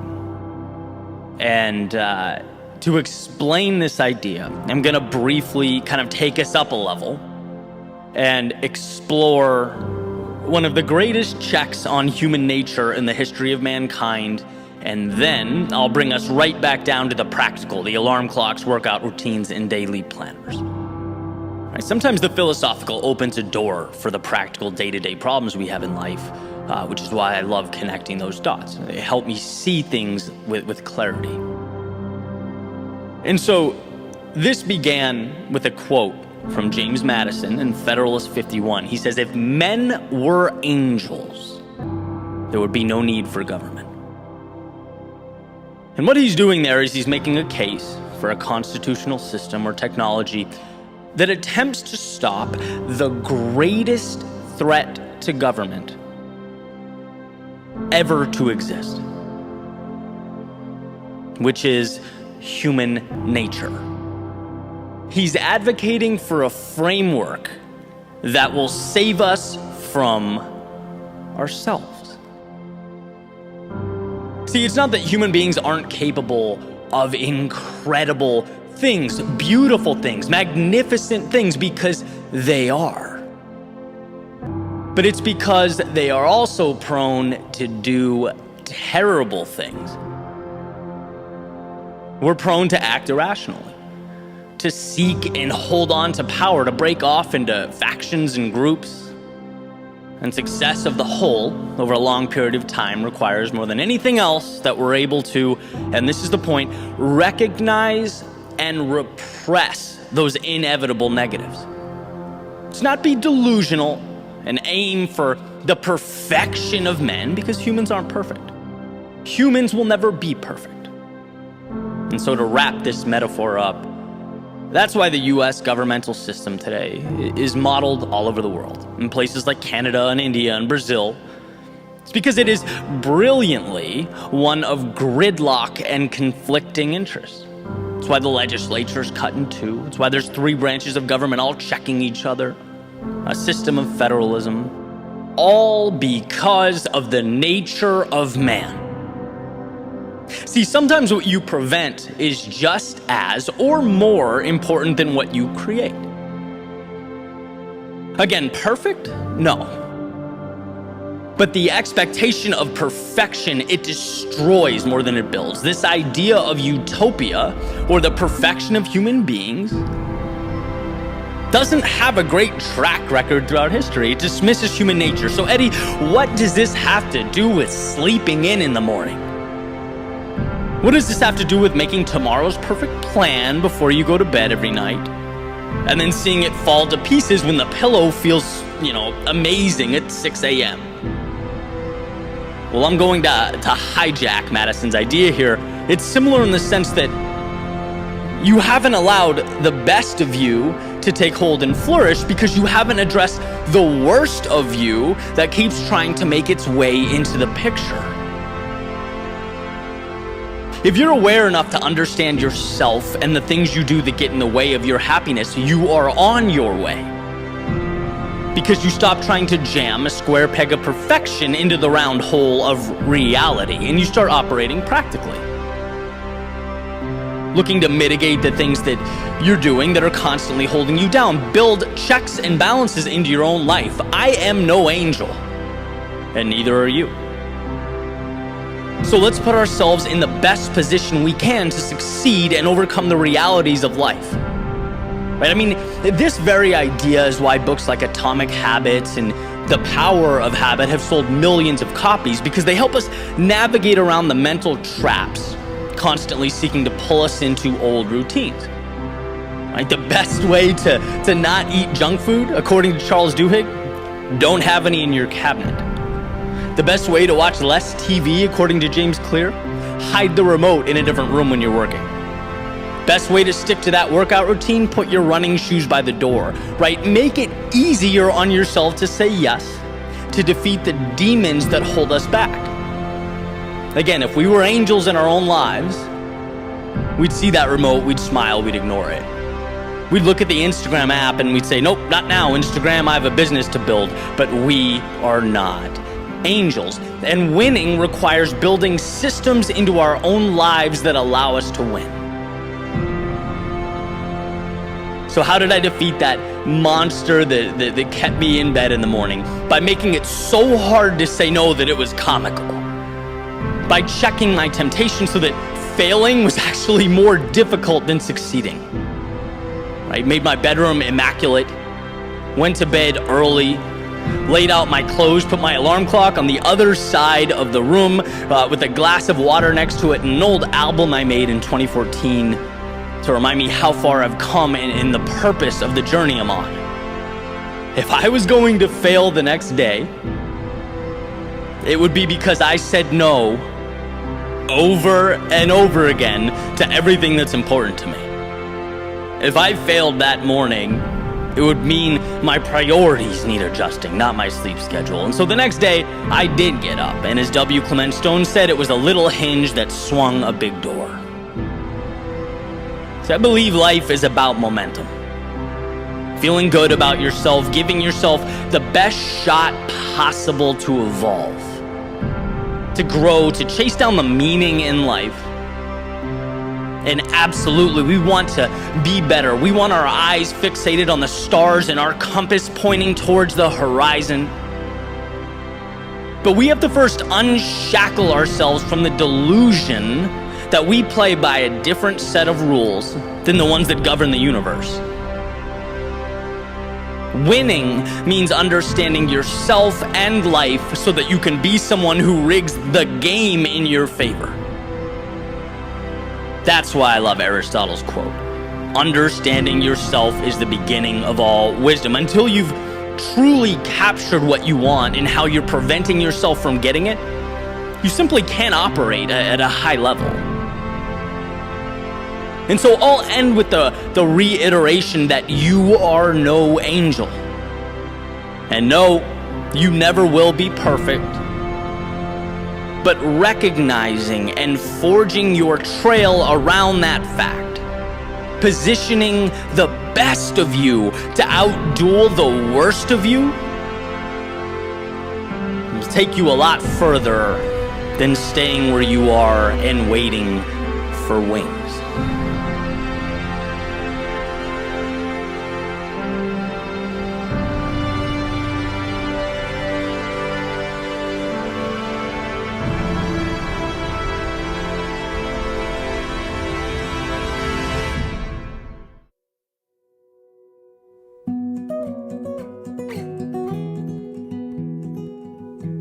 I woke up this morning to this songbird, singing her sweet melodies like only she knows how. Perched above the street, looking down at the people, the cars, but somehow indifferent to all that below. Like her heart was fully immersed in her song. As I got out of bed, opened the curtains, and let the early morning sun make its way into my room, I reveled in the moment. It was both simple and perfect, two things that often go hand in hand. And as I made my way to the kitchen for that cup of coffee, I had a thought. That little songbird out there, she'll never understand how beautiful she is. She'll never know that she made my morning just a little brighter, or that she helped lift my spirits after a less than ideal yesterday. No, she's just doing her. And in return, making a mark on a world that needs what she has to give. So what? Well, maybe there's something we can learn from this songbird as we go about making our way in the world. As far as I'm concerned, there have been two great challenges in my life: finding my song, and then finding the courage to sing it. Or perhaps put another way, discovering who you are and then holding on tight in a world that is constantly trying to make you something else, as Emerson said, is the greatest accomplishment. It will always be a challenge to bring our thoughts to life because, well, people tend to only see what's placed right in front of them. It's just not realistic to place tomorrow at someone's feet, but here's the magic. I don't think that songbird cares about being realistic. See, over time, we've done quite the dance, reality and I. Like a tug of war on where to lean and where to pull. What's worth my time, what's not, when to stay and when to go. It's a gray area that I've had to work through, and I know others have as well, trying something new, taking a risk, sharing their art with the world, going down a path with a high probability of failure. You know, when maybe we think we've found our song and we're singing, but no one seems to hear her. That's when the status quo has never looked so tempting, so ideal. When settling for the easy path has never seemed so appealing. No, never as appealing as when our songs seem to get lost in the ether. We know how hard it is to give a piece of ourselves to the world, and it seems odd not to get something back. But you know, I think this is when you must sing with all your heart and soul. Just like that songbird, indifferent to life below the branches of its tree. Well, so should you be to the factors existing outside the realm of what's best for you. It's not easy to uncover what makes you feel alive, and when you find that, live it. Own it, sing it at the top of your lungs, because it may seem like it's falling on deaf ears. But you just might be someone else's songbird, oblivious, like my feathered friend outside, to the beauty you are creating by just being you. By sharing what means the most to you with the world that, whether you realize it or not, needs to hear your song. So, songbird,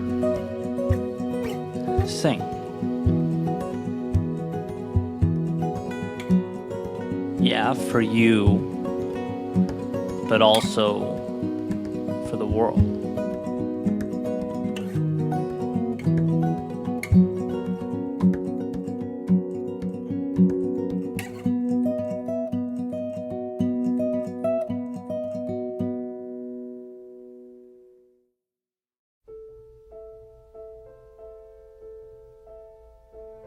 You're right where you need to be. Sure, you have your doubts.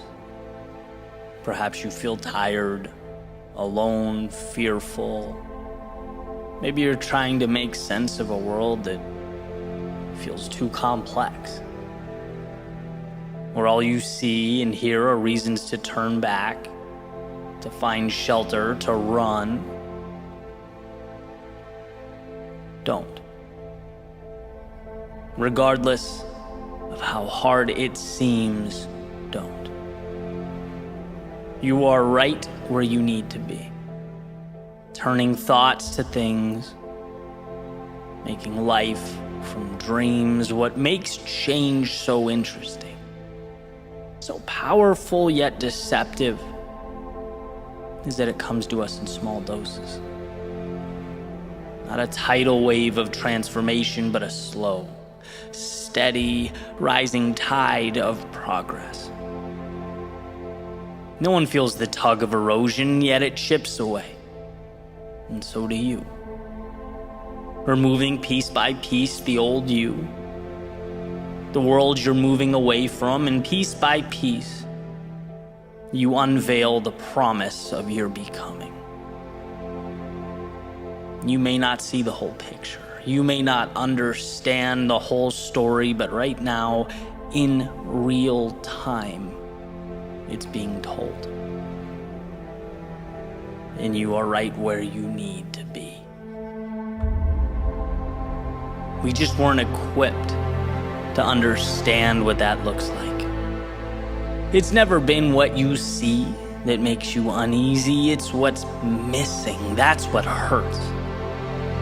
The solutions you wanted, the changes you expected, the finish lines you envisioned. It's the wondering, how long must I wait? Did I make a wrong turn? Is the joke on me?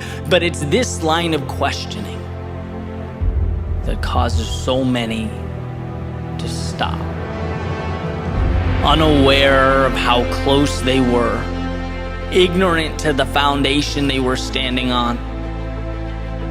What you need is not a miracle. It's to simply carry on, to keep laying those bricks, because not a one is wasted. And sometimes you don't realize you're on the 80th floor until you look down. That climb can be frustrating, exhausting. It isn't always glamorous, but it's necessary. And strength comes from understanding that truth. You are right where you need to be. The world, it can't take what you refuse to give it, and self-belief is non-negotiable. It's off the table, your most prized possession. So hold it tight, because it'll be needed when the journey feels long and the road impossible. You'll know that you can always take one step forward, and that is the essence of life, of growth, of progress. Think about the steps, the lessons, the self-discovery that led you to this intersection of now and forever. This beginning of whatever you decide comes next. You are right where you need to be because you are armed with the decisions that brought you to today and the courage to let them carry you into tomorrow. You could be anywhere, but you're here. And as you strap up and settle in, you'll see that right here is everything you need.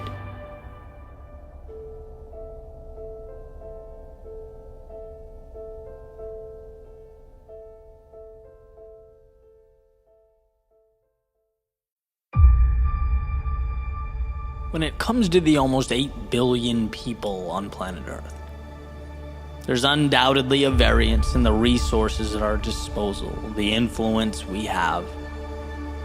What we all share is the ability to rule over our own lives, our own thoughts. As Thoreau said, think for yourself, or others will think for you without thinking of you. See, life moves quickly. And if one is unable to slow it down to examine the world around them, well, they'll find themselves a cog in the wheel of their own existence, a pawn on the chessboard of life. Because reality is a battle of self-interest that requires that we build walls around that which is precious, that we protect it at all costs. Your worldview is the foundation for everything of value in your life, yet it's constantly under attack. Attack from the negativity at the gate, the suffering attempting to breach the walls, the outside influences praying that you'll outsource your thinking, that you'll let them rule from afar. To maintain control over your own outlook, it's no small feat. It's perhaps the most important battle of your life. It's the difference between intentionality and chance, the role of the ruler or the ruled. As the saying goes, if you don't build your dream, you will spend your days building someone else's. If you don't ask yourself what you want in life, those needs will ultimately be buried under nonsensical obligation that takes their place. Where there are vacuums in awareness, they will be filled, usually not by actors with the same interests as you. See, mistakes are not the problem.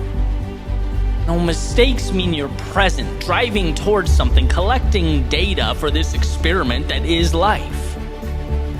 It's autopilot that destroys. Like that frog put in a pot, heating up so slowly it never knows to jump out. The external world becomes its demise.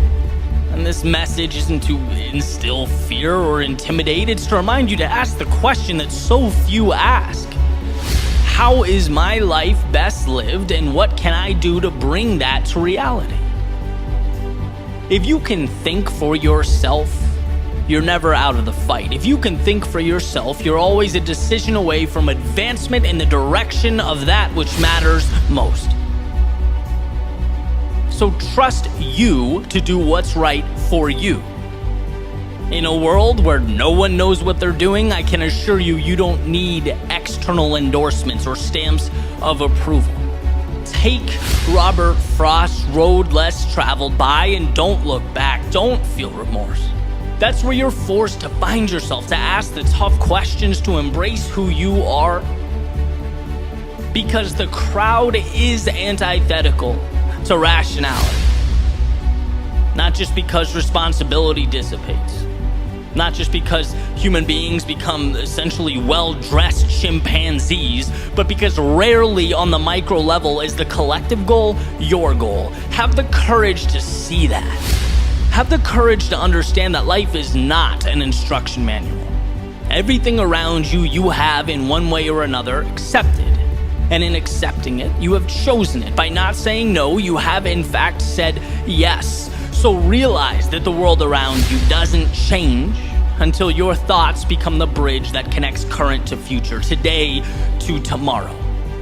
Until you realize life can't make you a victim or a pawn on its chessboard without your permission, whether implicitly or explicitly. No, you have the ability to think, control, orchestrate something greater than what's in front of you.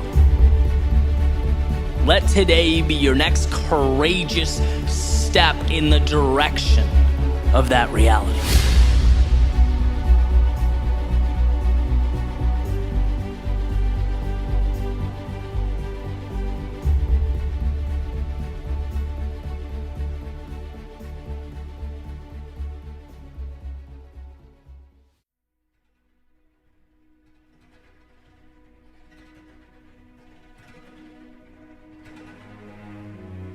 Einstein said imagination is more important than knowledge.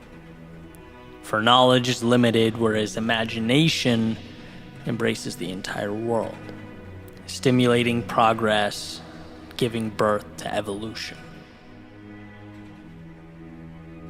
There's a distinct difference between today and tomorrow, the real and the so-called imagined. One has already been created, and the other is in desperate need of a creator. And see, until we learn that we can be proactive in this regard, imagination doesn't mean much. It's just a car without wheels, plane without wings. It's more of an escape than a bridge to something better. But once we realize how much control we have over tomorrow, we become, in our own right, creators. Not just waiting to read and react to stories already written and handed down to us, but possessing this incredible ability to pick up a pen and craft something new. Become agents of change. I recently came across an interesting article. Had some info that made me think. Basically, it said if you take some domesticated animals like pigs or chickens and you place them back into the wild, some of their previously repressed biological tendencies come right back into play.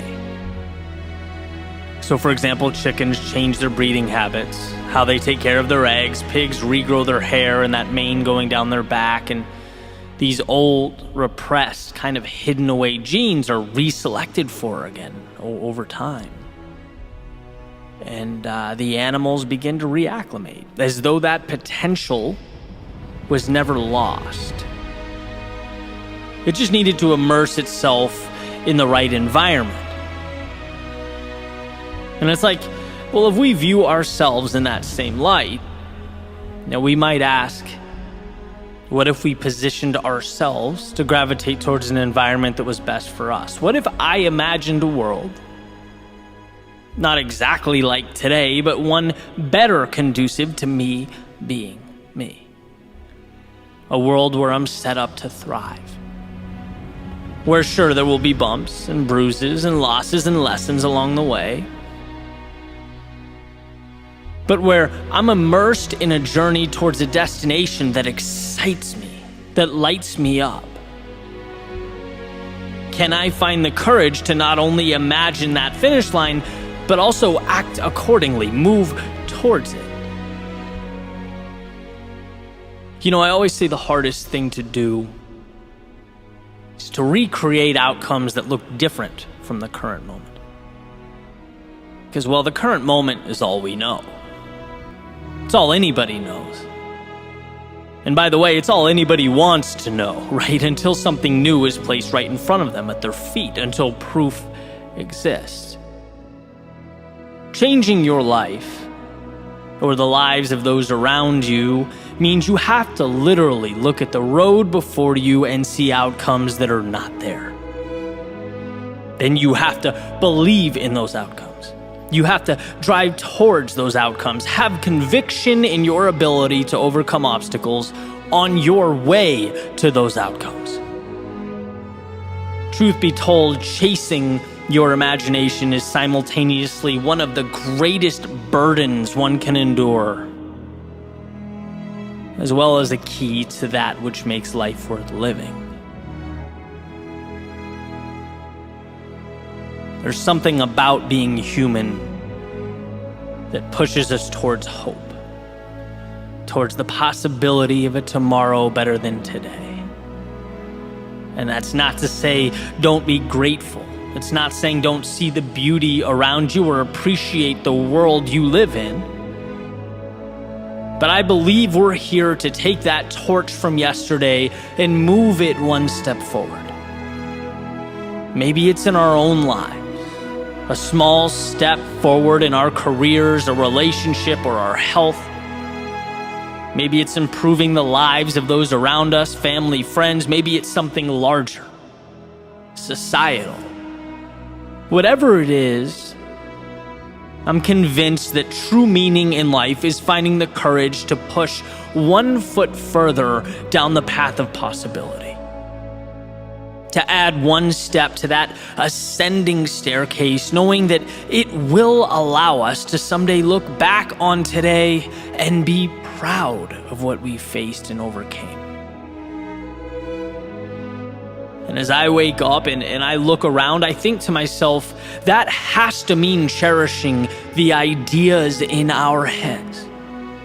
It has to mean we understand the power of our instincts, of our beliefs, of hope. It means understanding that it justifies all the hardship that comes with taking those ideas and giving them life. Because everything around us was built with the courage to take little nothings and make them something. And when we're lost or feel alone or for one reason or another forget that, we need to remember that right now is not forever. It can't be. It's a stepping stone to whatever you decide tomorrow is.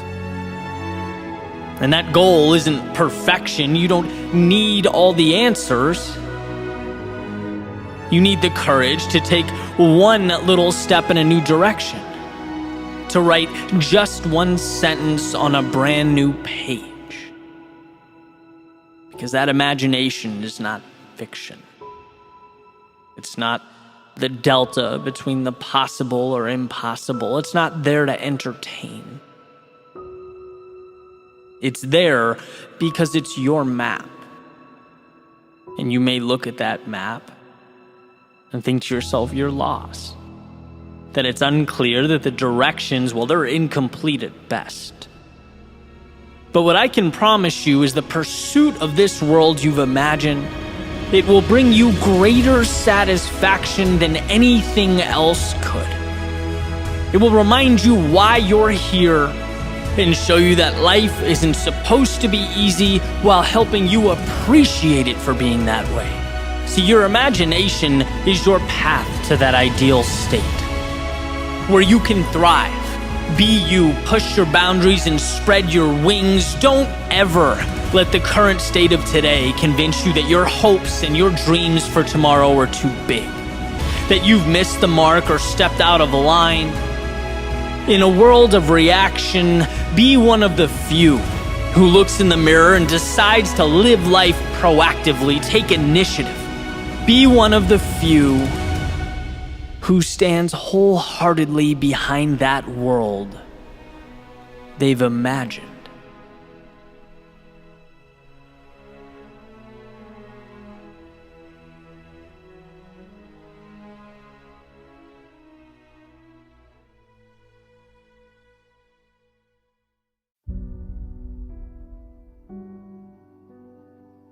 Life is delicate, defined as easily broken or damaged, fragile.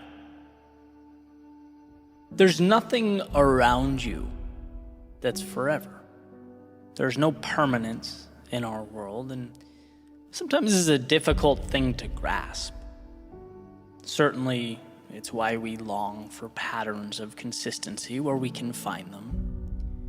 We do everything we can to manufacture some semblance of predictability for as long as we can, doing our best to repress the idea that everything we know is as temporary as a setting sun. I had a family member rush to the ER a few days ago. And thank God she's completely fine. She's back home, she's doing her thing. But I can't stop thinking about the call, how it shook me to my core, how my walls of certainty and predictability were breached. It was this unsettling reminder that life as we know it isn't guaranteed, that things we love, they're not untouchable. I had to look my helplessness in the face for the first time in a while and realize, well, just how little of the world is mine to control. Which brings me back to a conversation I had when I was younger. I talk about my grandfather often in my work, primarily because of a few impactful conversations that we had. And it's interesting to me how relevant they continue to be. I remember a handful of times we talked from childhood, and it's like I piece them together retroactively.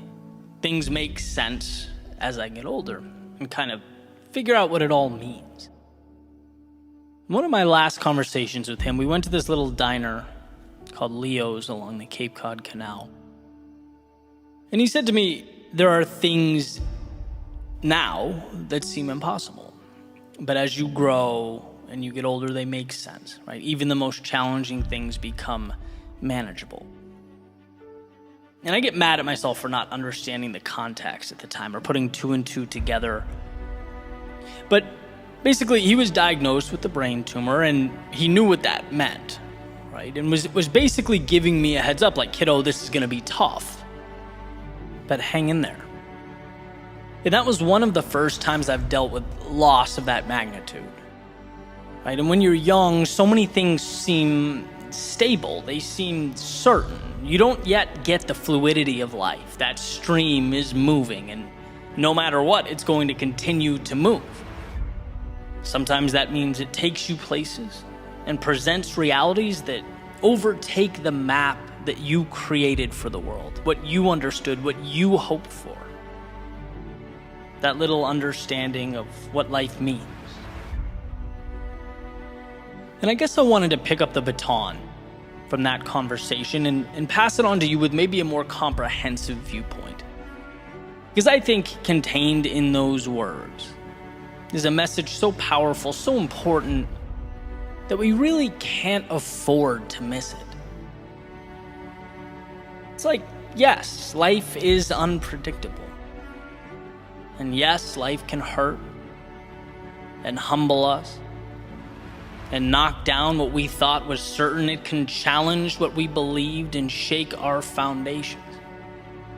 It can make us feel small in a universe that stretches beyond comprehension. But at the very center of all of that, we are equipped with something that can't be broken. The only thing that can't be ripped away. The sun around which everything else revolves, your ability to endure. Your strength to carry on, to take one step forward. Whether it feels like you're entrenched in the depths of hell, or swinging from the stars in the sky. Your resilience, your ability to not only handle life around you, but rise from the ashes of its turbulence and its misfortune, that will never leave you if you don't let it.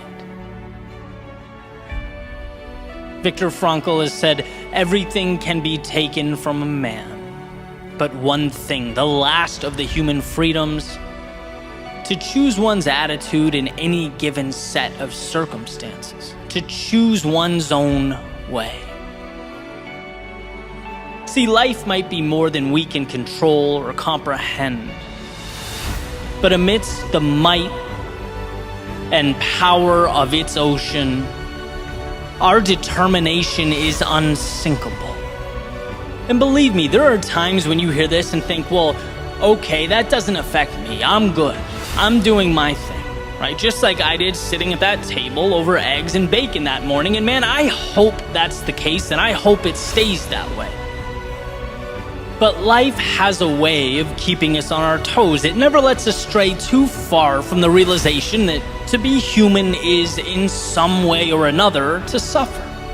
It's inescapable, and that's not to scare you. It's to remind you that one, storms will come, and two, regardless of how heavy the rain falls or how loud the thunder roars, it will pass, and you are strong enough to hang on until it does.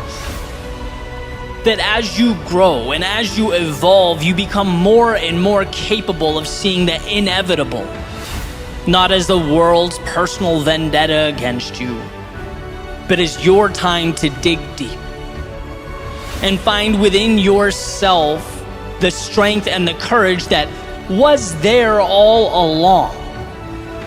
And that's what that morning was. A message that, look, what's coming will hurt, but you can handle it. And not only that, every time life brings you to your knees, you get back up stronger. That doesn't mean it's easy, but the point is not that it's supposed to be easy.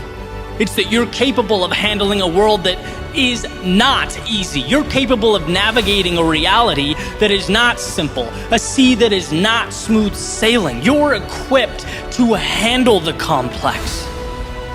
And sometimes that little reminder is the greatest gift one can receive. There's so much I can't control, but my God, there's so much I can. The reality you have mapped out, the day-to-day, the things you've come to know and rely on, as much as we wish they weren't, they are delicate, withering away with time, susceptible to the intricacies, the trials and tribulations of life. But your heart, your soul, your world within, that is untouchable. It's the divine, the sacred, its strength limitless, its breath endless. So remember, even in the darkest of times, you are the very light you long for. And as long as you believe that, there will always be a path.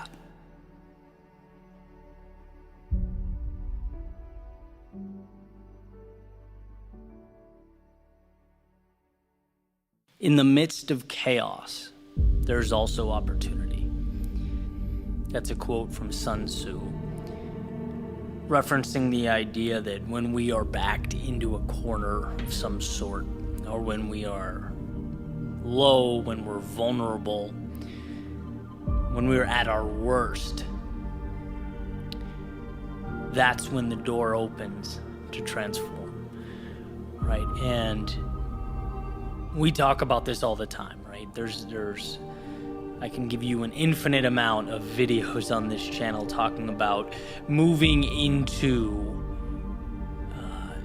fear, that state of the unknown, breaking down what we know. And I think a lot of people hear that, but perhaps don't understand why. And that's why I wanted to make this video, because when I understood why, like so many things, my perspective changed, and this was a big one. It was big with regard to how I saw my life, my role in the trials and tribulations of the world.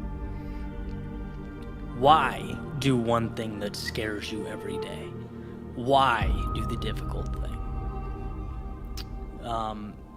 And the best explanation I've ever heard, I was listening to one of Jordan Peterson's online lectures. He's talking about order and chaos, right? Our natural inclination, our understanding is that chaos equals bad, right? When we think chaos, we think moving pieces, we think, disaster, something we need to move away from. And that in itself is the problem. That instinct, or that rash, understanding. In reality, chaos is just as important as order. They are night and day. You can't have one without the other, and you need both. Too much order is when we are stuck in a status quo, when there is a lack of growth, when things are very structured, very simple, and they just feel the same, right? We become accustomed to a certain truth. That is order. Chaos is, as I've said in the past, taking something, smashing it against a wall, picking up those pieces and building something new. And upon building, you've changed whatever that was just a little bit. You've changed your understanding a little bit of yourself, of that object, and of the world, because life is a perpetual staircase. It is being on a step, stepping out into some crazy unknown where you no longer understand what is going on, leveling up, growing, figuring it out, picking those pieces up, and then moving on to the next step. It is building and breaking, and building and breaking, and building and breaking. So why step out into the unknown? The unknown is the only way to break the status quo. The unknown is the door into a next level, a new you, a new reality. When you look at it, human beings want to bucket things into good or bad, right? And when the reality is, most of the time, the truth and the value, the reality is in the gray area, right? So when we think about the good times, we think this is what we want. This is ideal. Things are fluid. They're simple. But that is antithetical to change, right? Change comes from chaos. Just like when I thought things were going wrong, my first thought was always, oh my God, the world's ending. This is not good. We need to find a way to completely mitigate this, to change the situation. Now, when the wheels fall off that metaphorical wagon, what I think is, well, here is the opportunity. Here's the opportunity to build that new step, to create a new order, so that I can live my life differently. See, we don't level up unless the situation around us requires that we do so. Sometimes life doesn't give us a choice, right? Sometimes the world backs us into a corner. But there are a lot of situations where we need to manufacture that chaos. We need to drive that change, climb up that ladder. It's funny to think about, some of those people that we emulate, that we look up to. And,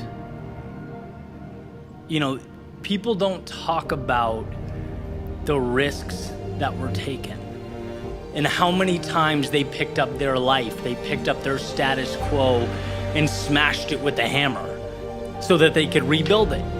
and have something a little bit more sturdy, a little bit bigger, a little bit stronger. That's how wisdom is created. You know, when I look at that cycle now, and I see it as the answer.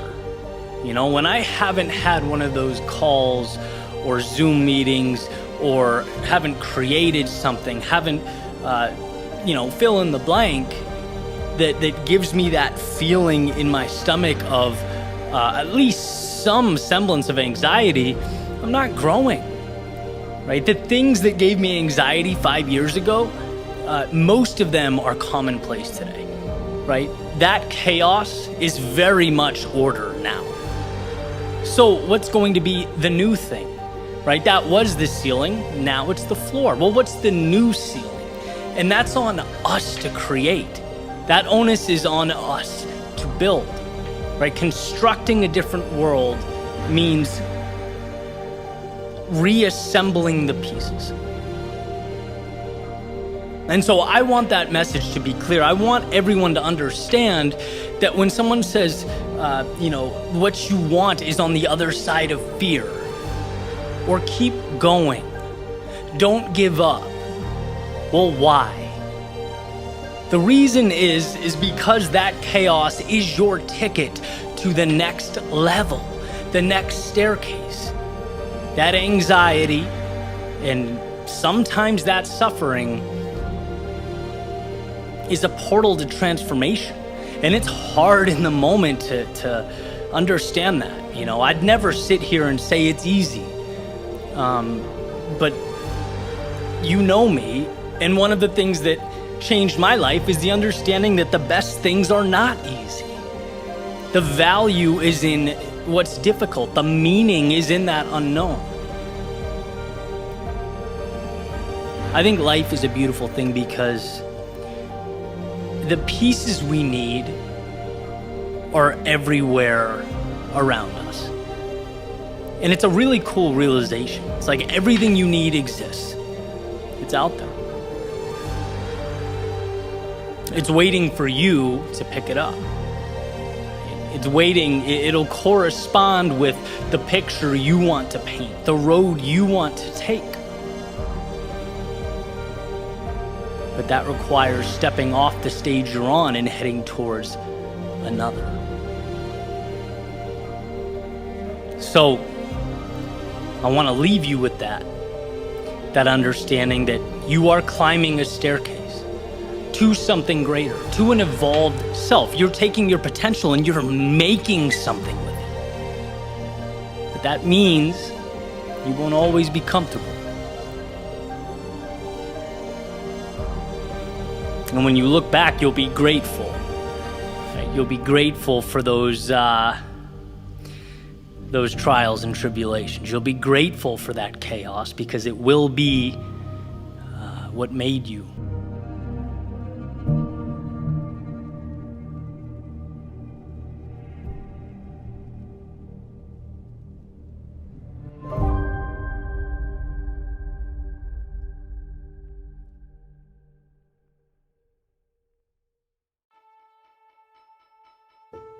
What's one thing I wish I knew when I was younger that I think people could benefit from today? What single piece of information could have the biggest impact? And I spent some time thinking about this question, and the more I think about it, the more the answer becomes incredibly apparent. It's that you are in control of your own life, your own destiny, your own future. And when you take accountability for yourself, life changes. Period. And if you thought that was obvious, I would advocate taking a look around. Maybe a stroll through social media, the Twitters and Instagrams and TikToks of today. And no, that's not the real world, but it's certainly a microcosm of the real world. What do you see? Well, you see chronic blame. I don't like where I'm at or things are, so that must be your fault or their fault or someone else's fault. You see people looking everywhere but in the mirror, actually seeking out victimhood. because that's what brings the attention. That's today's currency. It's much easier to be the victim than the hero, because being the hero means you have to sacrifice something. It's people saying the news or some institution or the federal government is the problem. And if those things would only change, then we'd be good. Let me explain why I think this mentality is self-sabotage, and why I would take younger me by the hand and I would say, listen to what I'm about to tell you. Where you start is often outside of our control. Let's be real, life is not fair. We don't all get dealt the same hand. But this next part, as I once heard Will Smith articulate beautifully, is the same for everyone. What you decide to do about it right now is what matters. And that is the control that we all have. It's not your fault where you start, but it's your responsibility to choose where you end up. You can shake your fist at the sky, or you can start building a life that matters to you. It's easy to blame the world, to be the victim, at least in the short term. But a fulfilling life is about meaning, about fighting for something valuable, about evolving into the version of yourself that you always knew in your heart you could be. You just had to unlock. See, no one down the road was ever happy with themselves for blaming the world while they bitterly remained stagnant. I would say to a younger me, worry less about how you're perceived and think more about who you are, what you're capable of, because that you can always control. Stop losing yourself in the news or whatever the narrative of the day is. That has nothing to do with your progression, has nothing to do with your very next step. So sure, be informed, but do more, consume less. Because by and large, it's a distraction. And I would say the government, which has become the crux of our discourse today, transforming into a modern day religion. Look, the government's job is not to give you anything. It's there to protect what's inherent to you already. Your right to live life on your terms. See, satisfaction, it will come from good habits. It will come from self-belief. It will come from taking risks and failing and learning. It will come from the courage to step out into a world that's completely unknown. It will never come from a self-interested politician or body in Washington, red or blue. So stop whining about political optics and focus on where your 2 feet are taking you right now. Because I promise, in the grand scheme of things, that's what matters. That is your strength. Expecting someone else to come along and change your life is like screaming into an abyss. I would say to my younger self, when you start looking around and seeing what everyone else has, and beating yourself up for not being as good or feeling like you're behind, look, it's great that their success motivates you, but dwelling on it won't make your life better. Life is a race between you and you. It's a fight between yourself and those thoughts that constantly knock on the door, looking to settle into your psyche. If you defeat that demon, you'll be where you want to be, regardless of where others are. You're right where you need to be, so keep your head up and keep moving forward. I'd explain that to become something more, to change, requires a sacrifice that feels so substantial, so big at first, that it bullies most people into staying right where they are. That to become something new, you have to learn to play the fool, to get humbled. You have to change your relationship with short-term failure. And that's not easy. But taking control of your life is not supposed to be easy. Only worth it. They're different. And I can certainly look back at my own life, think about the times where I was so busy pointing out that I didn't even think to point the finger at myself. I was so worried about life being unfair that I existed in this temporary state of paralysis, the whole time not knowing that I could have been stepping forward. Could have been tapping into the single greatest power I possess, control over my own life.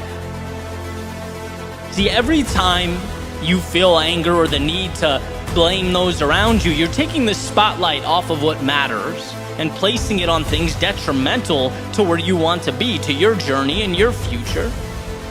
Even the most unjust, arbitrary things. Let's say you didn't get that promotion you were beyond qualified for, or you were mistreated by someone, or things didn't go the way you wanted them to. You can fill in that blank, but refusing to blame others and immediately taking responsibility, again, even in a situation like that, it gives you one of the greatest advantages in life. It gives you that gift of control. You can now assess the situation. You can now ask yourself, hey, what can I do to change this? You can delve into the why, find the lessons and the value.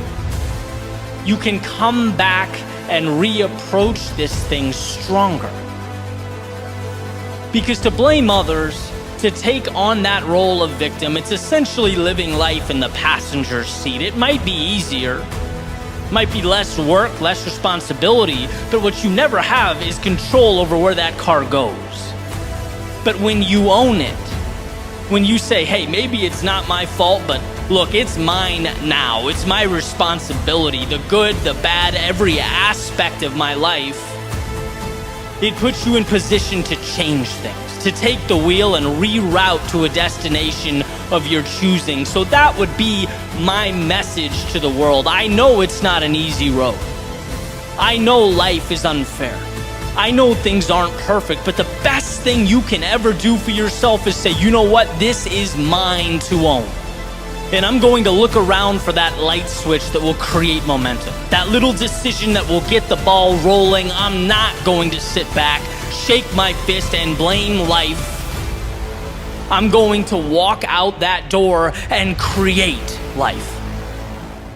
That's where you'll find what you're truly looking for.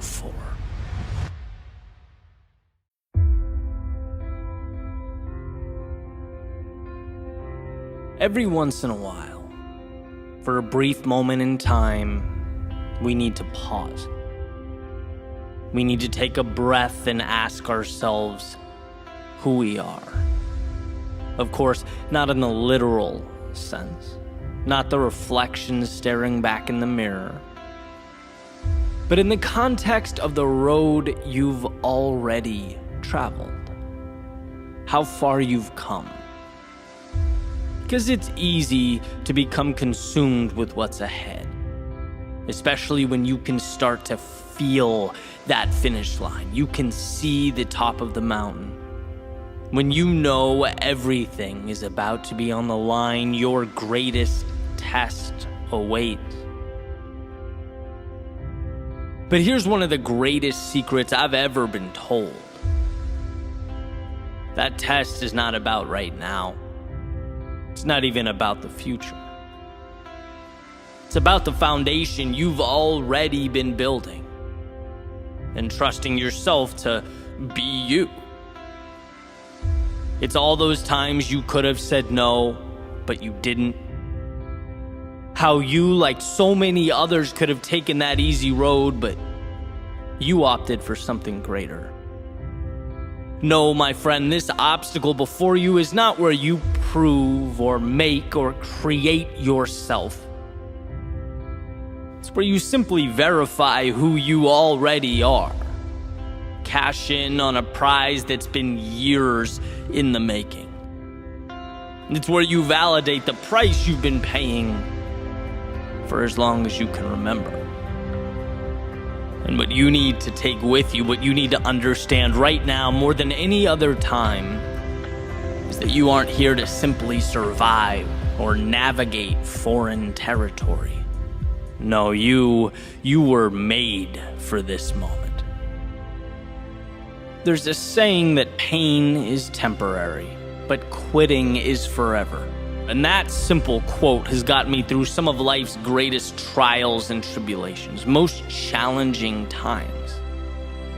Because to put it simply, when we're overwhelmed or we're amidst life's chaos, our minds don't scream out, "Oh, hey, you've gotten through this before, and you'll get through it again." They don't remind us of our strengths or reassure us of our dedication. No, when we feel like we are neck deep in chaos, all we see is what we're not. That's why people quit. They become consumed with the dark, forgetting that the answer is a light switch away, overlooking the fact that they already have everything they need. So let this be your reminder that getting across the finish line doesn't require some miracle. Doesn't require you to do what no one in humanity has ever done before. No, all it asks is that you believe in yourself, to hang on when others would let go, to continue forward when you most want to turn back. Because it's always darkest before the dawn, most challenging at the peak. When the roar of the crowd becomes audible and the trophy visible, find it within yourself to rise amidst the pressure, not to shrink, but to expand, to be the most powerful person in your life, you. Because right now, in this moment, you have arrived. Years from now, when you look back, make sure you remember one thing about this moment: that you gave everything you had, that you leaned in on those late nights and those early morning wake-ups, the hours upon hours in the books, the preparation, dedication, and the resilience, that you knew who you were and let it manifest and lead you into the future. See, we all find ourselves at this fork in the road, the one where we have a decision to make. Will I survive or will I thrive? Will I exist or will I truly live? And in the race of life, it's when our hearts pound in our chests, the blood flows through our veins, our lungs cry out for air, our minds beg us to stop, slow down, relax. It's in that moment that we must carry on. We must be our best. We must put all those little pieces together to create our masterpiece, to breathe life into the foundation that you have been standing on this whole time. See, this moment is yours. If you're willing to endure, to hang in just a little bit longer, give just a little bit more, if you're willing to put all of yourself into the task before you, you may just be amazed at what life gives back.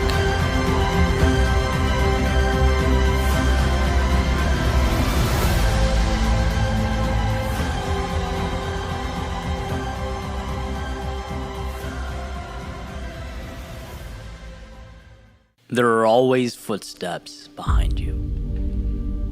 It's an idea I talked about years ago, and it stemmed from a quote from Mark Cuban. He says, look, you need to be working 24/7 like there is someone constantly around the clock working to take it all away from you.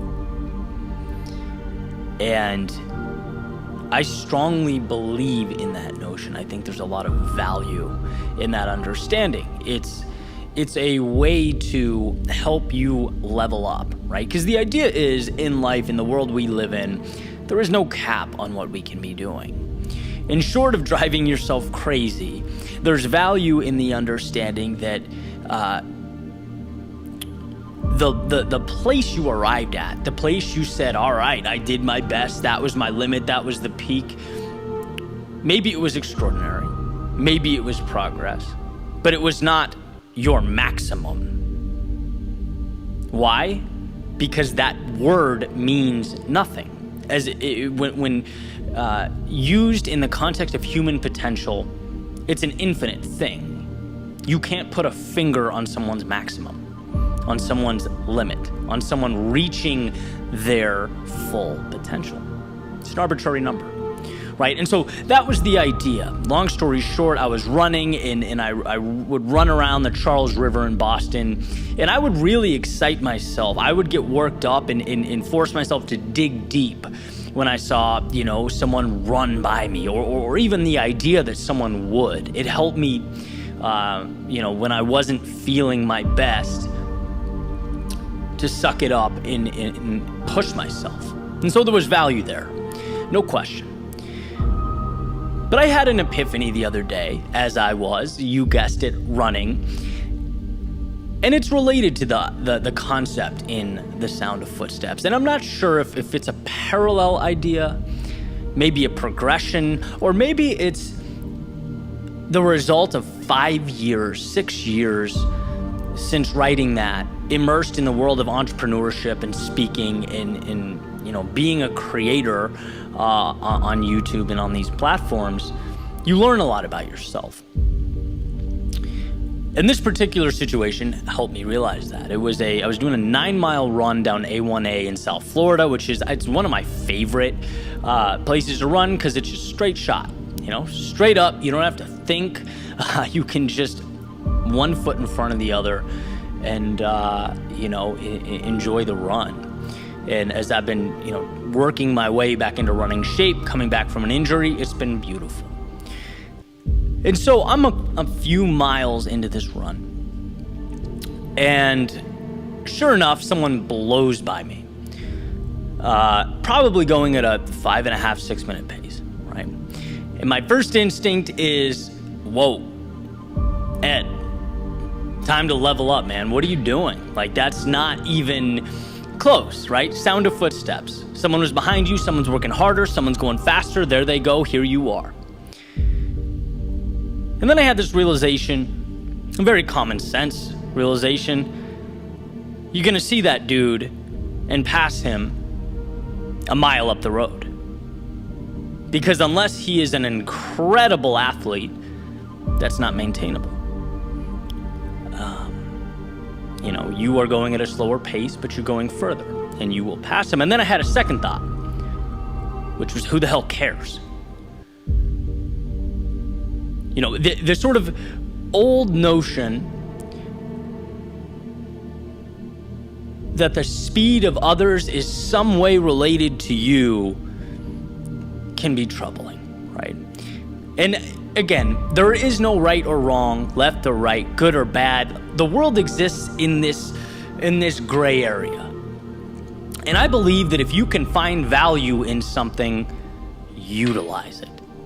If you're someone that gets motivated by that type of thing, sometimes I am, a lot of the time I am, green light, use it. But I think that highlighted a trap that I've fallen into, that I think a lot of us fall into. We hear those footsteps. We see that 6-minute miler go by us. And we think it's somehow reflective of us in our journey, or correlated to where we're going, or says something about us, when in reality, it means nothing. There's a it's comical that I'm sitting here even talking about it right now, right? Because the relationship between my goals and his goals are nil, none. But that's the world we live in, right? That's the social media world of highlight reels, of seeing people's 6-minute sprints and saying, oh my God, I'm running it at 8.5.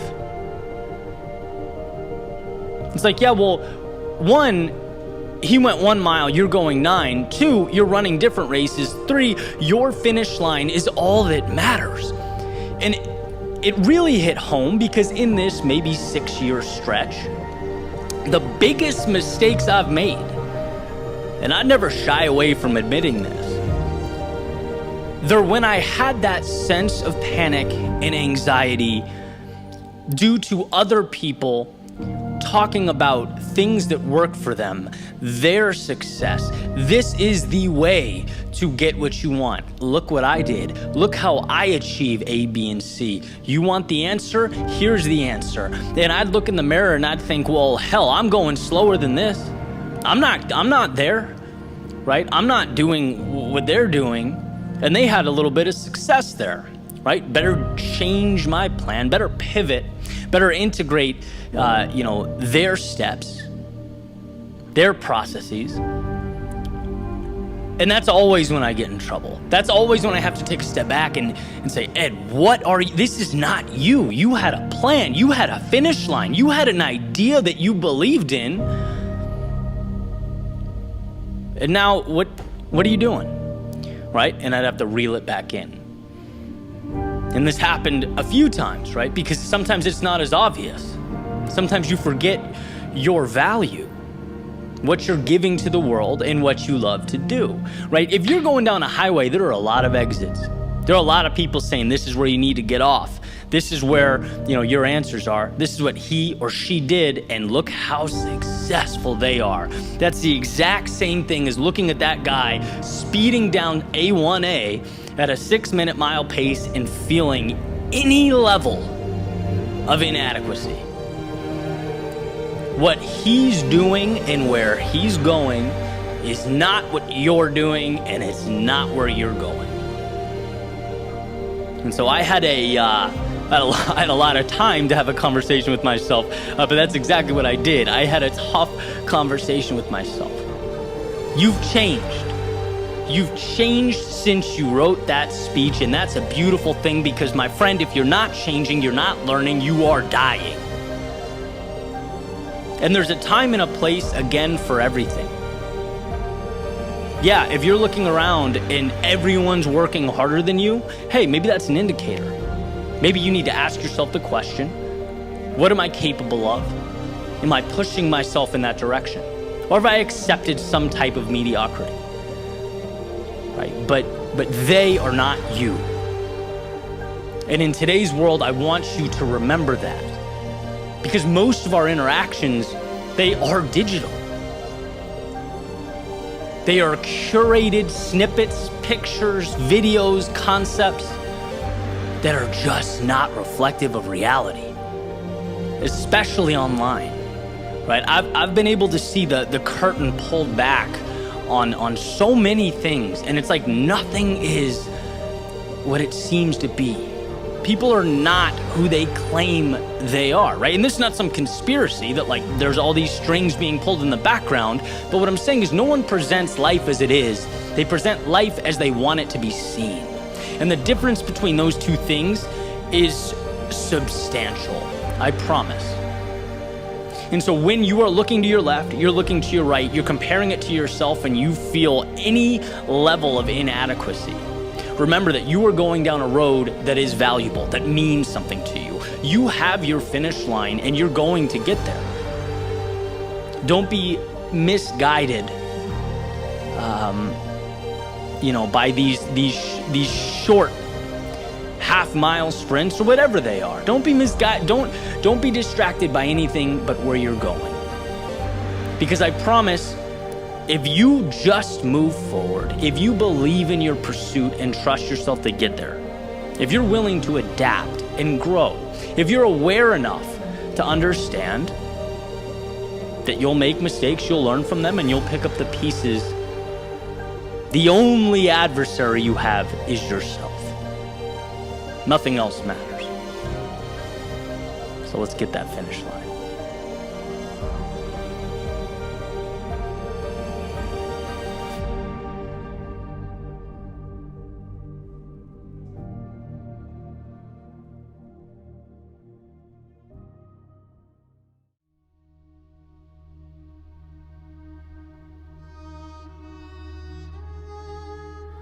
There's often a vast distinction between what we think is holding us back and what is actually holding us back. And that may even be putting it lightly. Most of the time, we're just plain misinformed. Most of the time, we're looking externally at irrelevant discrepancies between ourselves and someone else. We're looking at things that happened yesterday, possible outcomes that may happen tomorrow. We're creating entire stories, crafting narratives, building hostile worlds that simply don't exist. When what we need is simple: to give ourselves permission, to let ourselves walk out that front door and towards what we long for. And this came to light recently. I shared a simple 20-second message on TikTok where basically I highlighted John Green's quote about the best things in life occurring after we find the courage to depart or leave where we are, right? To build again. And as I was looking at the response, it was both beautiful and eye-opening. Hundreds and hundreds of comments from people saying that the message helped them feel empowered to do what they've been putting off. And some called it fate. Some called it what they needed to hear at the exact moment they needed to hear it. And as I'm going through, I keep thinking the same thing over and over and over. Every single one of these people, they already knew in their hearts what needed to come next. They knew what would make them feel alive. They knew where the compass was pointing. Yet their default led them to the same place we've all been, waiting for external permission, waiting for life to give us a reason to say, okay, the light is now green, you can go, the time is right. Now, don't get me wrong, it means the world that a simple message can shift one's perspective that way. I've been on the receiving end. I was stuck looking for some type of guidance. We all have, but I think we'd all agree that if that guidance helps us get back on track, then the real question should be, how do we live so that we can stay to the best of our ability on track? Find ourselves less prone to those occurrences, more confident in ourselves, in our dreams, in where we're going. And for me, it's been understanding that in my life, I am the one that creates, signs, and sends the permission slips. I say go. And when I remember that, I'm free to do what's best for me. I'm simultaneously the architect and the pieces, the wind and the sail. See, you don't need a reason to walk out of a relationship you're not happy in. You don't need a reason to leave a job that's not pushing you to be who you most want to become. You don't need a reason to change a habit or reinvent yourself or begin again. No, all you need is the courage to green light what your heart already knows it wants. We think that the external world has the answers for us, when in reality, we've had them the whole time. We just want something to point to say, see, I was right. But we don't need to be reactive. We can be proactive. You can be the one that lights the fire. When you follow your intuition, your heart, your sense of purpose, life conforms because it has to conform. When you become an immovable object, life around you moves. It makes way, and if it doesn't, then you go back to the drawing board, you adapt and adjust. And that's the beauty of life. That's how we build meaning, trusting ourselves to walk into that resistance. Because the friction and the headwind is never what's holding us back. Are they uncomfortable? Yeah. At times. Does it scare us? Sure. It's supposed to. But it's not what holds you back. Waiting for someone or something to come along and greenlight your journey through life is what holds you back. And it's funny, I think we again and again overlook the simplest of truths. The hardest part is starting. It's convincing yourself that 1, it's possible, and 2, you're worth it. Everything else you face from the second you walk out that front door can be conquered. In fact, we ourselves grow along the way so that we can rise up and meet the demands of life, but it's unquestionably doable. That thought as you look out the window, right? What if the worst case scenario happens? It can't. Because the worst case scenario is sitting in that seat your whole life, looking out the window and imagining a world where you found the courage to be more, to explore, to live life as it was meant to be lived. But let's say that what we fear does come to fruition. Then I ask, what are the odds it's reversible? Probably high. Let's say I want to start a podcast and I finally work up the courage and I get my mic and I start my show and no one listens. But I keep going and I keep going and nothing sticks. And most importantly, I learned, look, I'm really not crazy about this idea. It wasn't what I thought it was. It's not me. Okay, perfect. Now you know. And sure, it took time to learn that lesson, but you have the rest of your life to continue the beautiful experiment, to search for what lights you up. But you found the courage to explore, to try, to begin, and you are now better because of it. That's your worst case scenario? Sounds a lot less scary to me than a life lived sitting there looking out the window. See, we can't let the fear of an unlikely worst case stop the possibility of that oh so coveted best case. Don't let the virtually 0% probability of losing everything overshadow the opportunity to gain everything. Let's never allow ourselves to get caught standing still, waiting for the universe to give us the answer, as though we're waiting for a letter in the mail. No, give yourself permission to see the upside, to make your own decisions, and most importantly, to live your life.